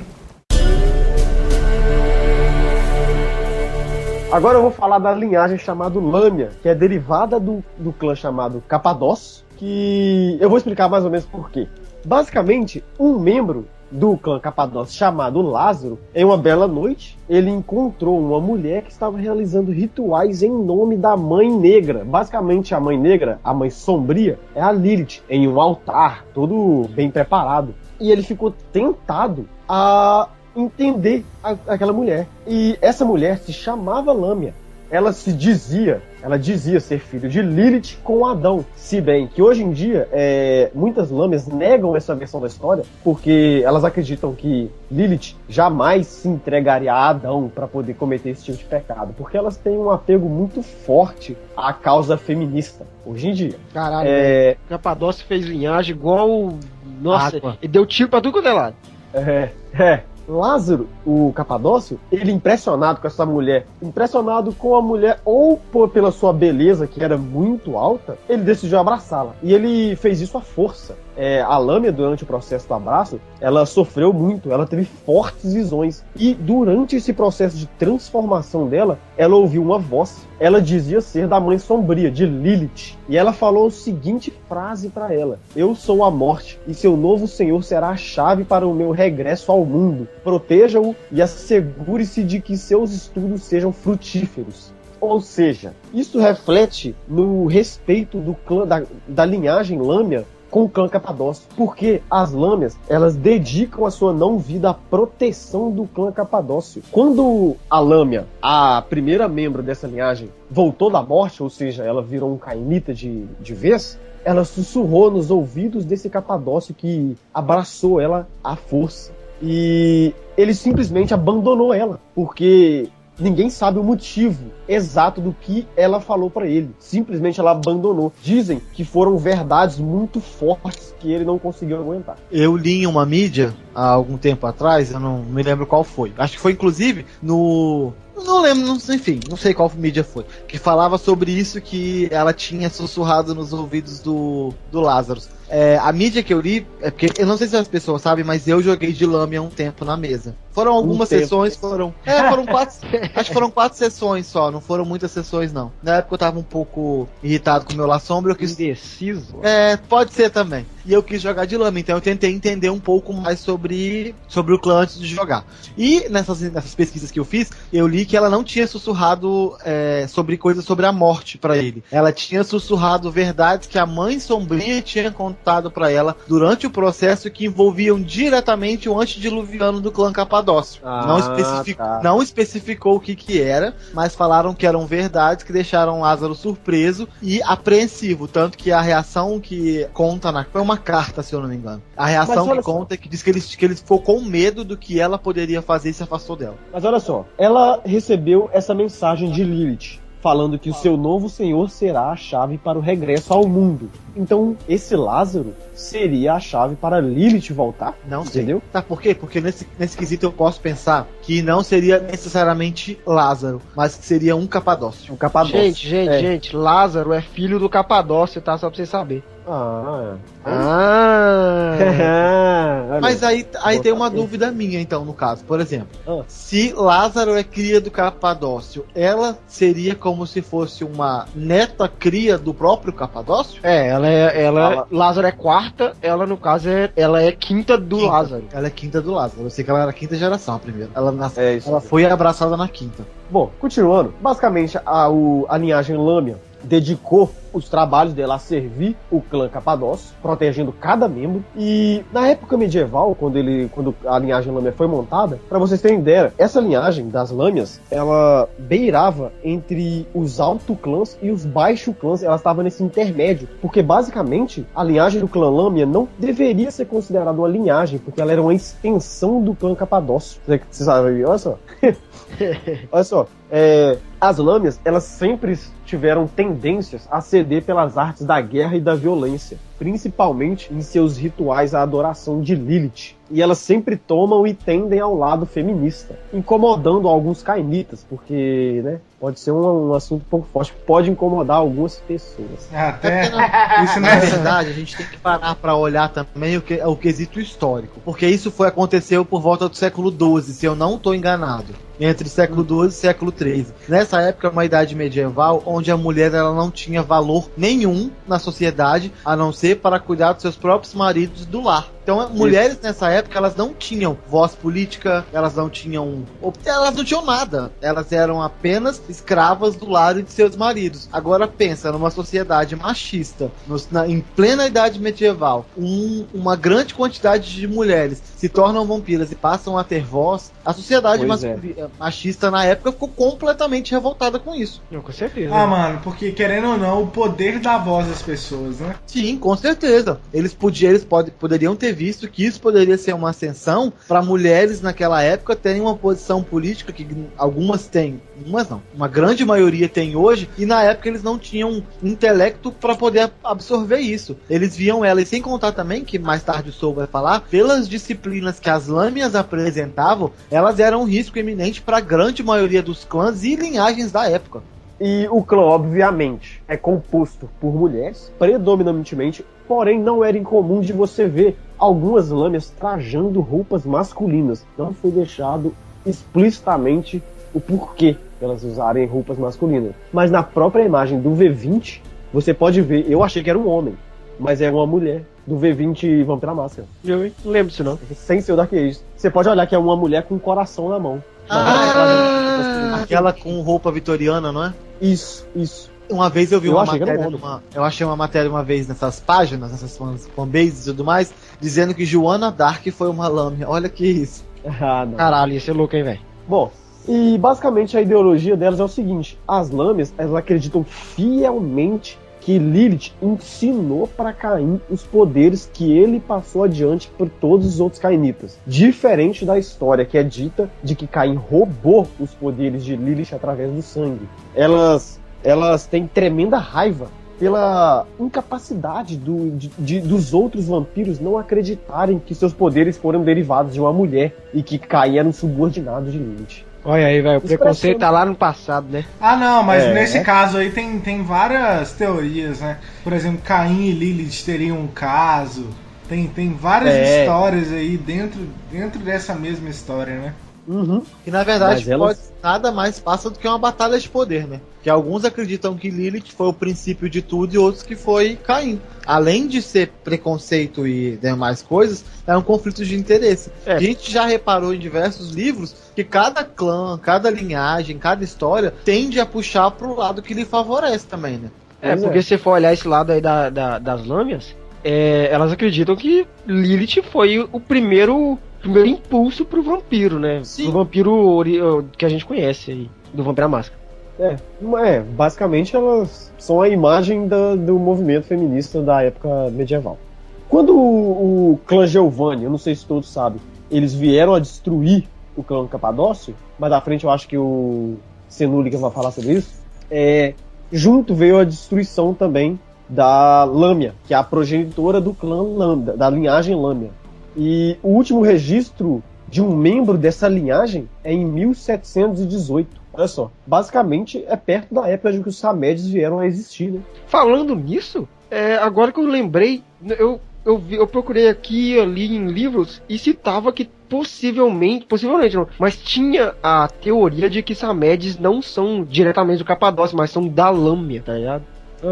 Tem Olha essa teoria também. As datas até que batem, de Batem quando a bastante. última Lâmia foi vista para quando nasceu o Samed. Pois é, Bom, ué. e os poderes dela basicamente é necromancia, uma linha que hoje é chamada de Quatro Mores, a potência e a fortitude, que foi herdada do clã Capadócio.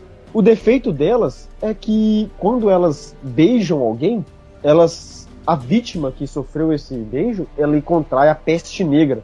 E ele morre dentro de alguns dias. Eu não lembro, tinha teste que a pessoa fazia pra não contrair a peste, não tem? A vítima tem teste.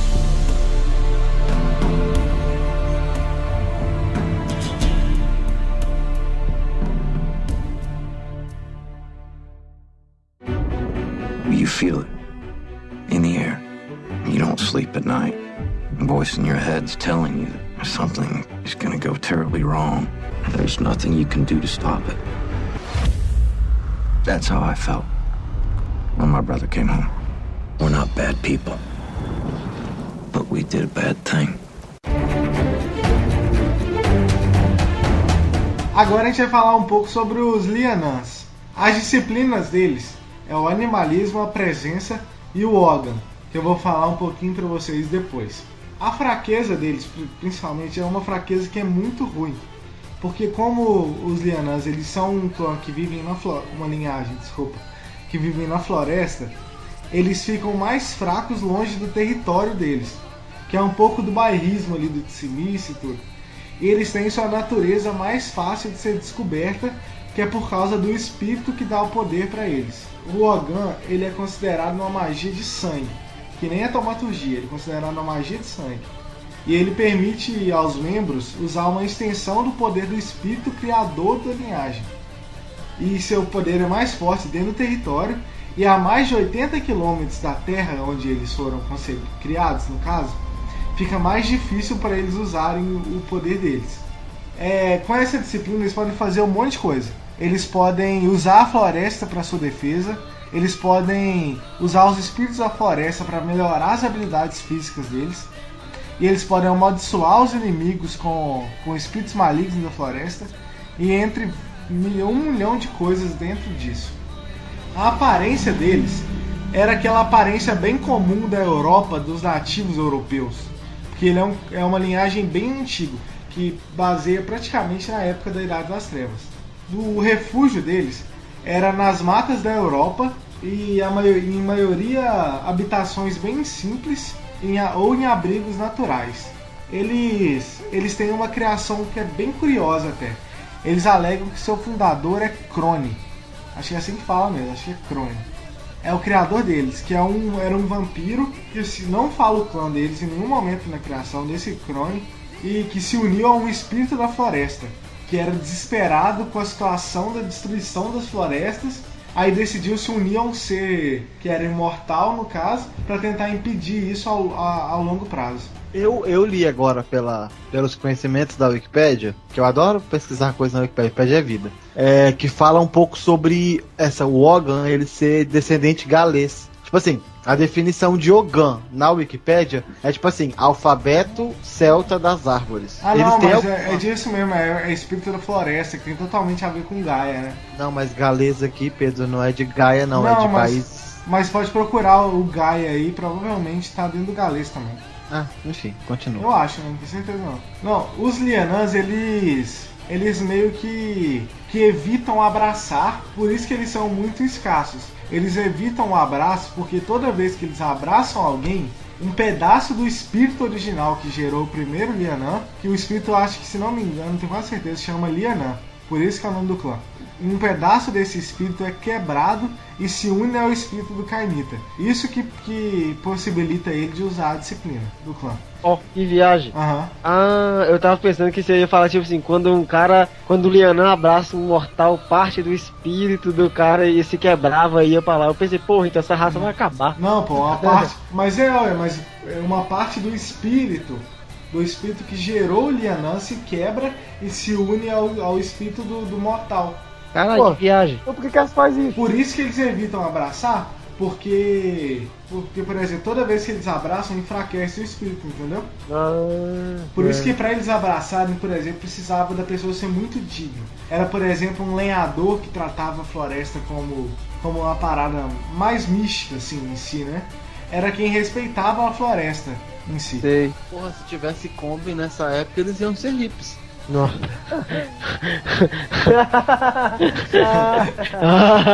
Nossa senhora. Demorei. Os Lianans, eles são muito territorialistas, muito mesmo. Por isso que os druidas, como eles são conhecidos, eles quase nunca se afastavam do lugar de onde eles eram. Eles não tinham mobilidade quase nenhuma. Por terem esses princípios com a ligação forte com a cultura pagã, que é essa cultura do espírito da floresta, essas paradas assim, né? Aí eles eram muito caçados, entendeu? Era muito difícil para eles se envolverem tanto com o mortal, tanto com o cristão, tanto com o vampiro que tinha algum ideal cristão. Por isso que na época do século XIV, que foi quando eles se extinguiram, foi na época da Inquisição. E a Inquisição pesou muito sobre eles. Por isso que eles se extinguiram nessa época, no século XIV. Ou seja, tem muito, muito, muito tempo. Eu acho que é um dos poucos clãs que você ouve falar que a Inquisição eliminou. Foi. Linhagem. Mas peraí, pergunta, a extinção a gente fala de aniquilação total ou parcial? Então, eu vou te contar outra curiosidade agora, então, por causa dessa pergunta. Nos tempos modernos, alguns dos comércios de formação gangrel afirmam que existem alguns vampiros muito poderosos na floresta. Aí o que acontece? Pode ser duas coisas, o pessoal acredita que pode ser duas coisas. Ou são alguns Lianans que sobreviveram à Inquisição, ou é o espírito pai lá, que é o Lianan, que ressurgiu depois de acabar o clã. Entendeu? Ah, entendi. Pois é. Ah, mas com certeza são os Lianan, né? Pois é. Com certeza. Não, tipo assim, muita gente falava que eles eram baseados, teoricamente, era uma linhagem dentro do clã Gangrel, né? Só que a vida inteira eles negaram isso e nunca aceitaram, eles brigavam por causa disso. Porque eles falaram que não tinha nada de Gangrel neles. Por isso eles têm até meio que uma raivinha dos Gangréis por causa disso. Eu sempre pensava que isso fosse gangrel mesmo. Mas eles não são. Muita gente fala mesmo. Mas se for parar pra olhar, tem muitos clãs que são associados ao Gangrel de alguma forma. Principalmente durante o Dark Ages. A época do Dark Ages, né? Em questão de seita que eles pertenciam, eles nunca pertenceram a uma seita, porque eles se extinguiram teoricamente antes da criação do Sabá ou da Camarilla. E também por causa dessa falta de mobilidade que eles tinham, era muito difícil eles se entrosarem com outros clãs. Porque o que acontecia? Como é que eles poderiam fazer uma missão social, sendo que eles só podem ficar ali na floresta? Apesar de que os atributos sociais são muito importantes para os Lianans. Não são os primários, porque os primários são os físicos, para de viver na floresta e tudo. Mas os sociais também são muito importantes para eles.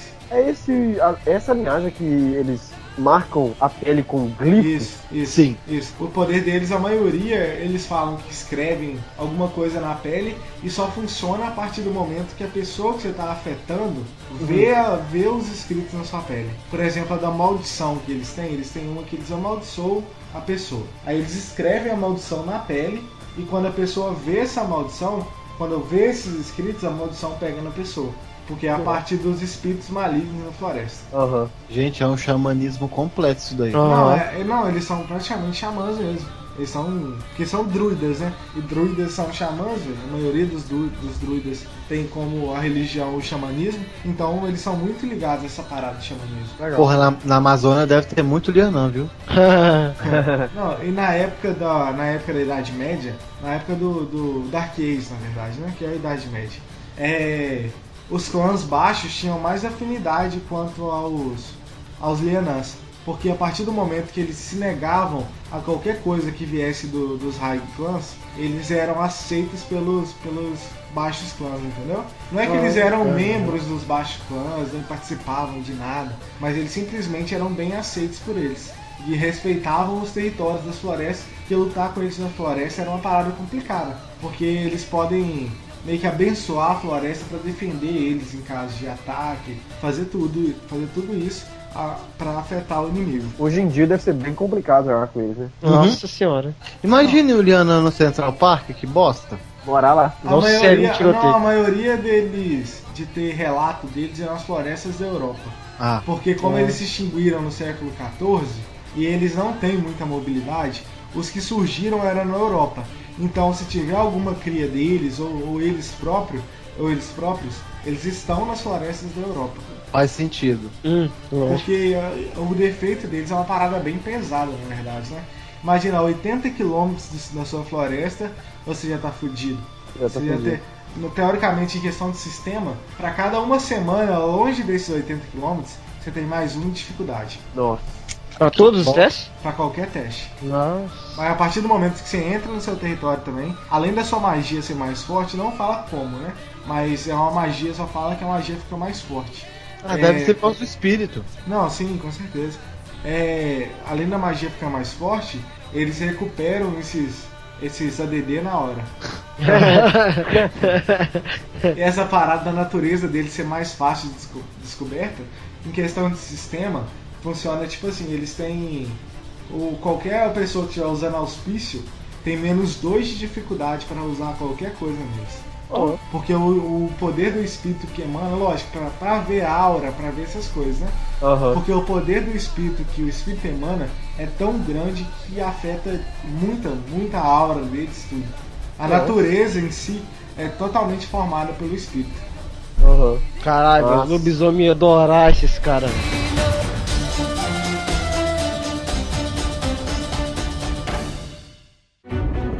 You feel it in the air.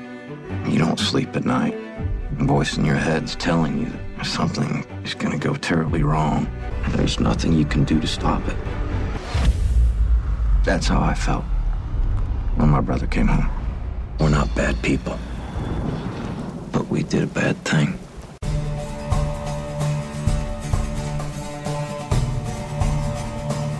Bom, galera, a próxima linhagem que a gente vai falar aqui é uma linhagem que eu particularmente escolhi, porque teve uns 2 ou 3 storycasts atrás, meu querido irmão disse o seguinte: mandarei um beijo para as filhas da Cacofone, porque elas nunca irão aparecer no nosso storycast. Mentira! Ela tá aqui. Pois é, galera, já falamos tudo das filhas da Cacofone, já podemos pro próximo. Né? Valeu, acho que já deu, né? Já deu. Acho que ninguém quer ouvir muito mais dela, mais não, né? Sei lá, quero ver a hora que entrarem com um processo contra você. Você vai ver, eu juro por Deus. Se alguma filha da Cacofone entrar, não vai entrar ninguém, porque ninguém joga dessa merda. Bom, vamos lá. As filhas da Cacofone. Primeira coisa que a gente precisa saber sobre elas. Elas tiveram origem, eu acredito que foi a linhagem que mais tarde demorou para ter princípio relatado. Primeiro relato sobre elas foi no século XIX, que teoricamente não tem muito tempo assim. Se a gente for olhar, é ontem quase, ou anteontem, enfim. Elas têm uma linhagem, a origem da linhagem ela é muito duvidosa, porque alguns relatam o princípio das lâmias. Credo, eu tô ficando bêbado já, é a Heineken, gente, desculpa. Uou! Das filhas de Cacofônia, descendentes do clã Toreador, que é um princípio completamente aceitável. Só que outras pessoas ligam elas ao clã Malkaviano, que também é um princípio aceitável, que vocês vão entender um pouquinho mais à frente. E terceiros membros ligam a sua origem ao clã Ventru, que também é uma coisa aceitável. Então, ou seja, são teorias distintas, embora a única teoria que não tenha consistência é a teoria relacionada ao clã Ventru, que elas se baseiam basicamente no princípio da dominação, mas que é muito pequeno. Inclusive não é nenhuma disciplina que o clã vem, Mas, enfim, é um clã predominantemente feminino, lógico, né? São compostos basicamente por mulheres, embora em alguma época da história já tenha relatos de homens serem filhas da Cacofônia, porque sim, não muda. Se você é um homem e é dessa linhagem, você não é um filho da Cacofônia. Você é uma filha da Cacofônia. Aliás, você é um filha da Cacofônia. Eu acho que eles tinham um nome próprio. Não, Eu não sei. não achei. Tinha também, eu tinha lixo o nome próprio. O bullying vai rolar solto aqui essa merda, velho. Olha, eu queria deixar muito bem claro que o meu único problema são com os Bruhá. Eu não tenho problema com nenhum clã / linhagem mais, só Bruhá. Eu tenho caceta Cacofônia. Então, se as feministas de plantão tiverem que cair de pau em cima de alguém, o nome dessa pessoa é Nick, mais conhecido como Pedro Soares, tá? Depois eu deixo até o Facebook dele na descrição, se vocês quiserem ficar com ele. É só com a filha da Cacofônia. Mas só com elas. Mas vamos fazer o quê? Vamos gravar um vídeo cantando, me xingando? Só se for. Você vai se fuder muito nesse vídeo, nesse áudio. Mas vamos lá. O apelido delas são sereias, basicamente dá pra saber por quê. Não, Ainda não. Não, dá sim. Dá sim, porque é o que eu vou falar agora. O clã das Filhas da Cacofônia, eles são um clã extremamente artístico e boêmio. Ou seja, toda Filha da Cacofônia, ela é tendenciosa à música. Então aí a gente lembra a criatura mitológica, que é a sereia. Não, isso No Brasil, conhecida como Yara, Mãe d'Água, enfim. Velho, olha só. E eu acho chega de sereia é um dos apelidos mais legais que tem dentro das linhagens. é elegante. Eu não acho legal, eu acho elegante. Não, elegante não, acho massa. É porque se bem que também depende, né? Porque segundo a saga do Rick Jordan, dos Heróis do Olimpo ou do Percy Jackson, a sereia é uma galinha que tem cabeça de mulher. Não, mas então esse cara vai ter que me desculpar, né? Porque a vida dele tá um pouco errada. Ele tá precisando ler alguns outros livros aí. Na verdade, eu não vou discordar não, porque ele é um historiador que tem pós-graduação, pós-doutorado em história. Então não vou discutir muito com ele, não. Manda ele ler A Pequena Sereia, porra. Pô, Ariel é tão foda, né? Ariel Mas, é foda. o símbolo desse clã é uma boca meio fechada, quase simulando um beijo com batom vermelho. Então dá pra você entender mais ou menos que são um clã, que é uma linhagem basicamente de mulheres que gostam de música. Isso é um consenso geral. Bom, sobre as disciplinas desse clã. Ele vem com fortitude, que pra mim é uma grande surpresa. Uma linhagem de cantoras terem fortitude. Pra garganta aguentar fazer os graves. Eu acho melhor você ficar calado. Eu acho que você tá se complicando demais. Eu juro que eu fiquei calado esperando. O segundo é uma disciplina chamada presença, que explica muito porque quando elas foram criadas, algumas delas fizeram muitas apresentações em cabarés. Então, ou seja, teria que chamar a atenção do público para elas. E pode ser daí que veio a linhagem do toreador, né? Ao invés do... se bem que Ventru tem fortitude, né? Mas eu acho que não. Eu acho que é mais do toreador mesmo. Então, mas é uma coisa meio controversa, porque o toreador, ele usa a presença não só como uma maneira... Aliás, o Ventru, ele usa a presença não como uma maneira muito sensual, que já é uma característica do toreador, de usar a presença num manejo de mais sensualidade. O Ventru, ele usa mais para confirmação de propriamente presença mesmo, sabe? Mas para ser visto. O toreador, ele usa com um intuito mais sexual, mais sensual, na verdade. Enfim. E a última disciplina, que é a disciplina próxima. Sim, essa linhagem tem uma disciplina própria, que se chama Melpomene. Bom, o que é essa Melpomene? São alguns poderes que exploram o uso da voz para benefícios e até mesmo para dano. Ou seja, através de canções, de músicas, enfim, voz mesmo, eles utilizam esses poderes para conseguir algumas coisas em proveito próprio ou para causar dano no inimigo, que é basicamente o grito da canário, para quem assiste ou gosta da cultura de heróis, assim, propriamente dito. Eu acho massa, velho. Essa disciplina eu acho muito foda. Só que... Realmente acho massa. você já foi filha da Cacofônia, né? Eu fiz o homem. Mas era filha do mesmo jeito. Vomitava no pau. Que agonia. Vergonha alheia, velho. É verdade. Guilty pleasure.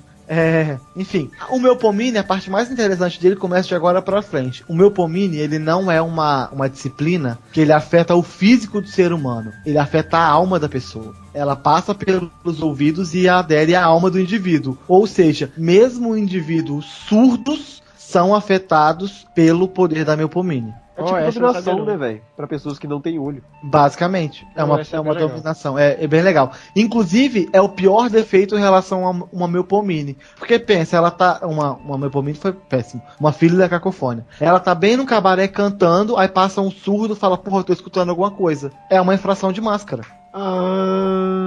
Mas se ela tiver usando disciplina e pá, né, velho? Não, sim, mas venhamos e convenhamos. Se ela, por exemplo, muitas delas usam a Melpomene pra atrair atenção, pra gostarem da música dela, porque elas gostam de ser tipo cheerleaders, assim, elas gostam de ser populares. Aí você tá cantando, ela tá lá super cantando pra impressionar os outros, passa um surdo na rua e escuta ela, velho, que bosta. Você quebrou a máscara violentamente. É verdade, tem que tomar cuidado. E uma outra parte da disciplina que eu acho entra mais em termos de jogabilidade e não é a nossa proposta hoje. Só que nenhuma filha da cacofônia pode ter o nível de Melpomene dela superior ao nível de performance na ficha. Resumindo, eu tenho performance 5 e sou da 6ª geração. Infelizmente, você só vai poder ter Melpomene até nível 5. Você só vai aumentar ela à medida que você aumentar Performance. a performance do vampiro. Pô, que louco, velho. Restrição no atributo. Achei muito estranho isso. Achei sacanagem. Bom, sobre as fraquezas do clã. O clã ele tem duas fraquezas facilmente assim vistas. A primeira delas é que as filhas da cacofônia elas constantemente escutam uma música, que é uma das fortes provas que comprovam que elas são de descendência malcaviana. É como se fosse um resquício da loucura do malcaviano nela. Ela vai escutar como se tivesse um iPod embutido no cérebro dela e ela escuta a mesma canção a vida toda. Nossa, é a mesma música, velho? É a mesma canção a vida toda enquanto ela estiver acordada. Que desgraça, velho. Caralho, deve ser uma puta merda, né? E se sua canção for tipo um funk, velho? Você vai escutar o funk, vai escutar a Anitta a vida toda. As filhas da cacofônia brasileira devem ser uma desgraça de enfrentar, velho. Imagina você escutar Lepo Lepo a vida inteira. Nossa senhora. É doloroso, velho. Mas eu acho que não deve ter voz nessas canções, velho. Deve ser só Pode ser. tipo música clássica. Bom, o que eu encontrei foi escrito: ouvem música constantemente. Pô, mas para pensar, velho. Você quando você tem aquela música chiclete na cabeça, ela tem voz. Ela tem voz, ela Não é só o instrumental, não. Não, É a pô, voz mas mesmo. isso aí, ela, como é defeito de clã, vem como criação, velho. Deve ser uma parada, uma música clássica, uma parada assim. Você tem que escolher qual música você quer lembrar pra sempre. Instrumental. Não, mas tipo assim, se ela nascer no Brasil, dificilmente ela vai ter uma música clássica pra se lembrar, né? Por que ela vai ser abraçada por uma pessoa, velho? Normal. Ela vai ser abraçada por uma funkeira, pô. Gente, a gente vai receber muita crítica. Pelo amor de Cristo. Isso aqui é um programa sério, gente. Pelo amor de Deus, vamos voltar. Bom, qual que é a significância de escutar uma música constantemente? Todos os testes de percepção realizados por uma filha da cacofônia têm um acréscimo de mais 2 de dificuldade. Isso não é bom. Então, ou seja, é uma bosta. E por último, isso é uma lei geral, nenhuma filha de cacofônia pode ter o atributo prontidão superior ao nível 3. Ou seja, o mapa de bolinhas que ela pode comprar em prontidão é 3. Que bosta, hein? Que bosta. Vai ter que compensar com auspício aí no máximo. Com certeza. Ou então pagar a altos níveis de percepção. Porra, na moral, ela não devia vir com fortitude e vir com auspício. Não, mas uma coisa que eu fico pensando aqui. Olha só, no defeito anterior da música, elas têm teste de percepção aumentado em mais 2. Nos testes que envolvam prontidão, elas têm um limite de 3 de categoria. Resumindo, elas vão tomar um tapa na cara na rua como ataque surpresa. Pô, a pessoa vem correr atrás dela, vai dar um cascudo nela, ela vai tomar um cascudo, com certeza. E isso é ataque surpresa, basicamente. Ela vai nem perceber a pessoa. Bom, mas para fechar elas aqui, eu comentei bem no começo das filhas da cacofônia que elas tinham teorias sobre a origem do clã. Bom, são 2 teorias. Uma delas é uma teoria baseada na Idade Média, onde diz que uma toreadora, que eu não achei o nome dela, estava passeando por um fazendo coisa de toreador, entre aspas, nada, fecha aspas. Estava passeando por um bosque e escutou uma voz muito bonita vindo de um monte. E ela ficou com um pouco de ciúmes de essa voz ser muito mais bonita do que a voz dessa própria toreadora. Então o que eu vou fazer? Vou partir para esse monte, vou descobrir quem é e vou usar algumas habilidades para me ensinarem como é que é. Quando ela chegou lá, ela viu um ser abre aspas, aparentemente um ser faé, fecha aspas. Ou seja, era uma fada, ou um changeling. E quis aprender aquilo com aquele ser. Só que o ser não queria ensinar pra ela. O que aconteceu? Luta. Seguida de forçar ao ser ensinar a ela a música. Ou seja, não explica o que aconteceu desse encontro, mas é uma suposta teoria de que essa toreadora que foi atrás desse ser faé foi a primeira filha de Cacofônia. Então, ou seja, mais uma vez eu peguei eu acho que a característica feérica e o Changeling, eles estão no meu sangue. Eu acho que eu tenho sangue Changeling. Porque matérias de Changeling sou eu que escrevo no blog, linhagens que tem a ver com Changeling sou eu que pego. Bom, tem alguma coisa aí. Mas essa é a teoria que vocês podem encontrar no livro Libélulos Sanguíneos 2. Tô usando referências para não me contradizer depois. Tá quase a BNT aqui. E a segunda teoria, ela é baseada na era vitoriana, ou seja, um pouco mais tardia do que a teoria dela ser relacionada ao clã toreador. É a teoria que relaciona as filhas da Cacofônia ao clã malcaviano.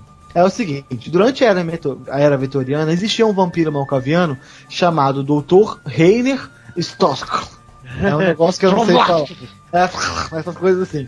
Que diz que era um malcaviano que fazia muitos experimentos com vampiros naquela época. Ou seja, ele não tinha sequer apreço com a própria raça, ou estava completamente entregue à demência, e começou a fazer experimentos pra lá, experimentos pra cá, experimentos pra lá, até o momento que ele chegou em um vampiro, em uma vampira, no caso, malcaviana, que conseguiu desenvolver essa veia, além de artística, porém mental. Então ele começou a se assimilar a própria demência da sua paciente a os poderes que hoje são vinculados ao clã, à linhagem das filhas da Cacofônia. Então, são duas teorias, a da fada no monte, que ensinou a toreadora a cantar, e a teoria do Dr. Reiner Stransk, que fez através dos seus experimentos com que uma malcaviana tivesse o poder de afetar a alma do indivíduo com a demência através da música. Falar a verdade. Por mais que eu acho que a linhagem seja mais derivada do toreador, a história do malcaviano eu compro mais. Faz mais sentido, eu também concordo. É bem melhor. Por isso que eu acho que a gente precisa de um livro pra linhagem, porque não tem condição.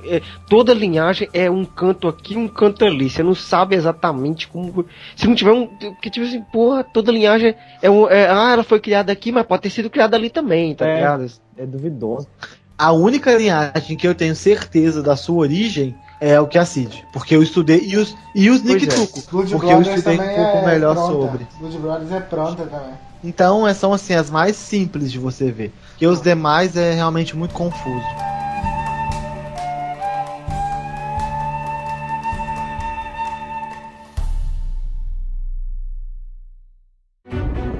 You feel it in the air. You don't sleep at night. A voice in your head's telling you something is gonna go terribly wrong. There's nothing you can do to stop it. That's how I felt when my brother came home. We're not bad people, but we did a bad thing.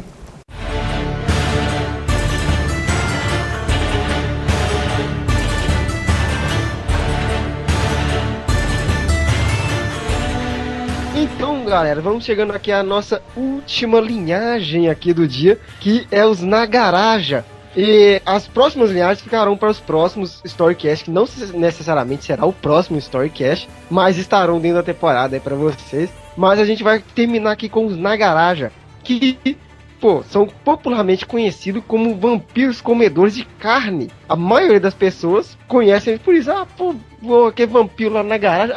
Na garagem é aquele cara que come carne dos outros, né? Geralmente é estereótipo. Estereótipo é os na garagem do comedor de carne. Geralmente, eles são declarados como independentes. Porém, sabe-se que eles existem tanto no Sabá quanto na própria Mão Negra. Mas é aí que a gente vai lá pra trás, em tempos que nem está descrito, numa história bem antiga a respeito deles. Pois sua criação é bem diferente se você for olhar dos outros vampiros. Primeiro, a gente vai voltar lá para a Índia, onde vivia uma comunidade que já não era mais, que não é dizer por assim, magos, feiticeiros. Ele era exatamente isso, uma tradição de magos conhecido como, olha esse nome, Chakravanti. Olha só. Aqui vocês vão ver muito nome complicado agora nessa história. Esses magos indianos, magos mesmo, tá? Mágica com K. Exatamente magos, tradição. É o quê? Mas mago? Tipo com tradição e tudo? Tradição chacravante. Uai. Não Pois conheço essa, não. Pois é, eu acho que quase ninguém deve conhecer, provavelmente. Esses magos indianos, eles eram especialistas na esfera entropia, para fins necromânticos, especialmente, né? Eles participaram de diversas guerras, principalmente a Guerra do Himalaia, com grandes inimigos, mas principalmente a Irmandade de Akasha. O que realmente interessava para eles, principalmente para um homem conhecido como Idran, conhecido não, mas esse era o nome dele, é que ele era o foco ali da sua tradição. Ele era o principal necromante da sua tradição. Ele vivia atrás de todos os segredos da imortalidade da vida longa, sempre procurando os verdadeiros imortais. E nessa busca, vem para lá e para cá, durante a sua vida, ele encontra um imortal, chamado Inalhaten. Imortal Kairita? Não, um imortal múmia. Ele encontra esse imortal múmia chamado Inalhaten. Olha que nome.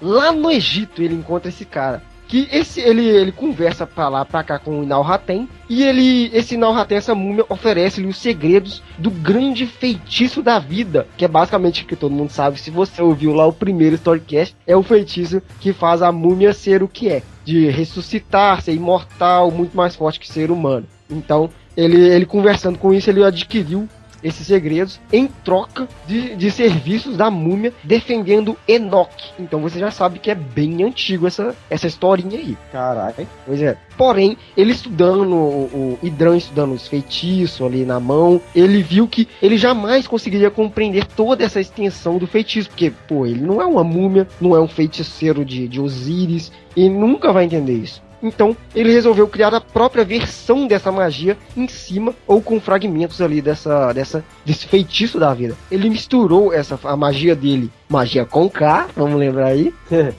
com o feitiço da vida, fragmentos, porque ele não conseguia entender tudo, e criou o seu próprio exército de imortais feiticeiros. E aí, com isso, ele desenvolveu feiticeiros de tremendo poder, né? Que viriam a ser conhecidos como Liches. Olha aí, todo mundo lembra do Liches aqui? Pois é, este Idran foi o primeiro criador de um exército de magos Liches. Pera aí que vocês vão chegar lá na parada Deus na garagem, a gente tá chegando lá. Eu vou te falar, na garagem tá lá, porra. Estão desenvolvendo. E com toda essa popularidade, esse exército poderosíssimo de Liches, ele quis comemorar com a múmia Inalhaten. Ele quis proporcionar uma festividade. E então ele proporcionou a esse grupo de Liches e mais a múmia um nome que provavelmente alguns de vocês vão conhecer como Taumaheha. Ah, conheço. Alguém aqui sabe a tradução dela? Não. A verdadeira mão negra. Cusão. Sim, eles foram o primeiro iniciantes da verdadeira mão negra, lá em Enoch, sim, aquela cidade que viria a ser uma cidade fantasma no mundo dos mortos. Pois então, mas o problema é que o exército de Liches, eles não eram totalmente capazes de lidar com um único probleminha que vinha na vida do Idran diretamente, que eram os seguidores de Sete. Ele estava no Egito, o seguidor de Sete tá lá, né, com certeza.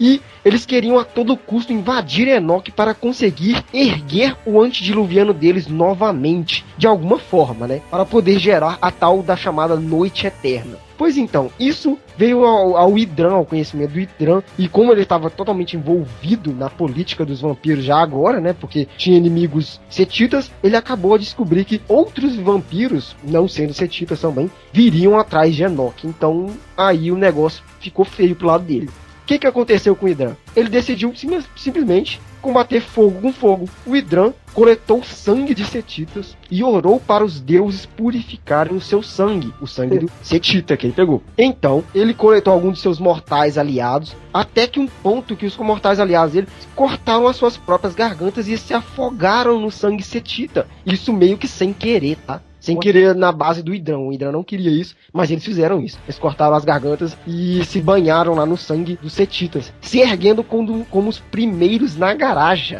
Foi assim que eles se ergueram. Você sabe que época é essa aí, mais ou menos? Provavelmente um pouco antes de Enoch cair. Que não cita data, em momento nenhum.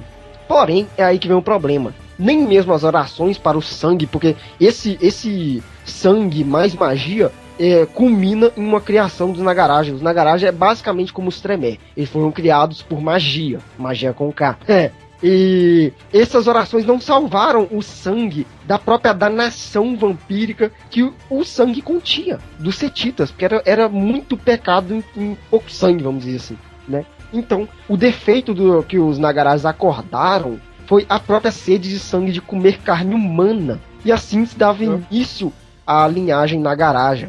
Esse, então, era o defeito dali do começo para todo sempre, até agora. Para que vocês saibam, os Nagarajas, eles herdaram meio que um pé na senzala, esse comparado aos Chakravanti, né? Que eram necromantes ali. Então, na teoria, na prática, né? Na teoria não, na prática, eles possuem auspícios, dominação e necromancia, por causa da energia entrópica que envolvia toda a magia de criação deles. E mais uma, chamada Nihilistics, que é uma disciplina propriamente única dos Nagarajas, assim na segunda edição, e também acabou se tornando uma linha necromântica. Essa linha Nihilistics, ela envolve basicamente em fazer o vampiro subjugar o fantasma. Ela é muito parecida com a necromancia única dos Nagaraja também, que é a linha Vítrea, que muitos aqui vão conhecer pelo fato de conseguir beber sangue de fantasma e conseguir transformar o sangue fantasma em sangue vampírico. Mas a linha Vítrea tem mais funções, por exemplo. Tem muito mais funções, com certeza. Elas agem muito mais em prática do mundo espiritual e de energias do limbo mesmo. Mas a Nihilísticas, ela foge um pouco disso. Ela faz como que se transformasse um espírito em um vampiro. Ao ponto de níveis mais avançados, eles conseguirem transformar uma aparição em um carniçal, por exemplo. O sangue que eles dão pra carnição serve de patos, e esses patos se transformam em laços de sangue e eles viram carniçal. E aí é um dos poderes de linha da Nihilistics, por exemplo. E essa é basicamente a história dos Nagaraja, porque os Nagaraja, eles, cara, é muito controverso, é muito antigo, e essa linhagem Chakravanti acabou se extinguindo, principalmente por causa da própria história e por causa dos vários inimigos que eles continham. E agora se extinguiu apenas para a parte dos Talmerá, que são a criação aí da própria múmia Inahalten, que são os próprios Nagaraja. Essa é a criação deles, dos Nagaraja.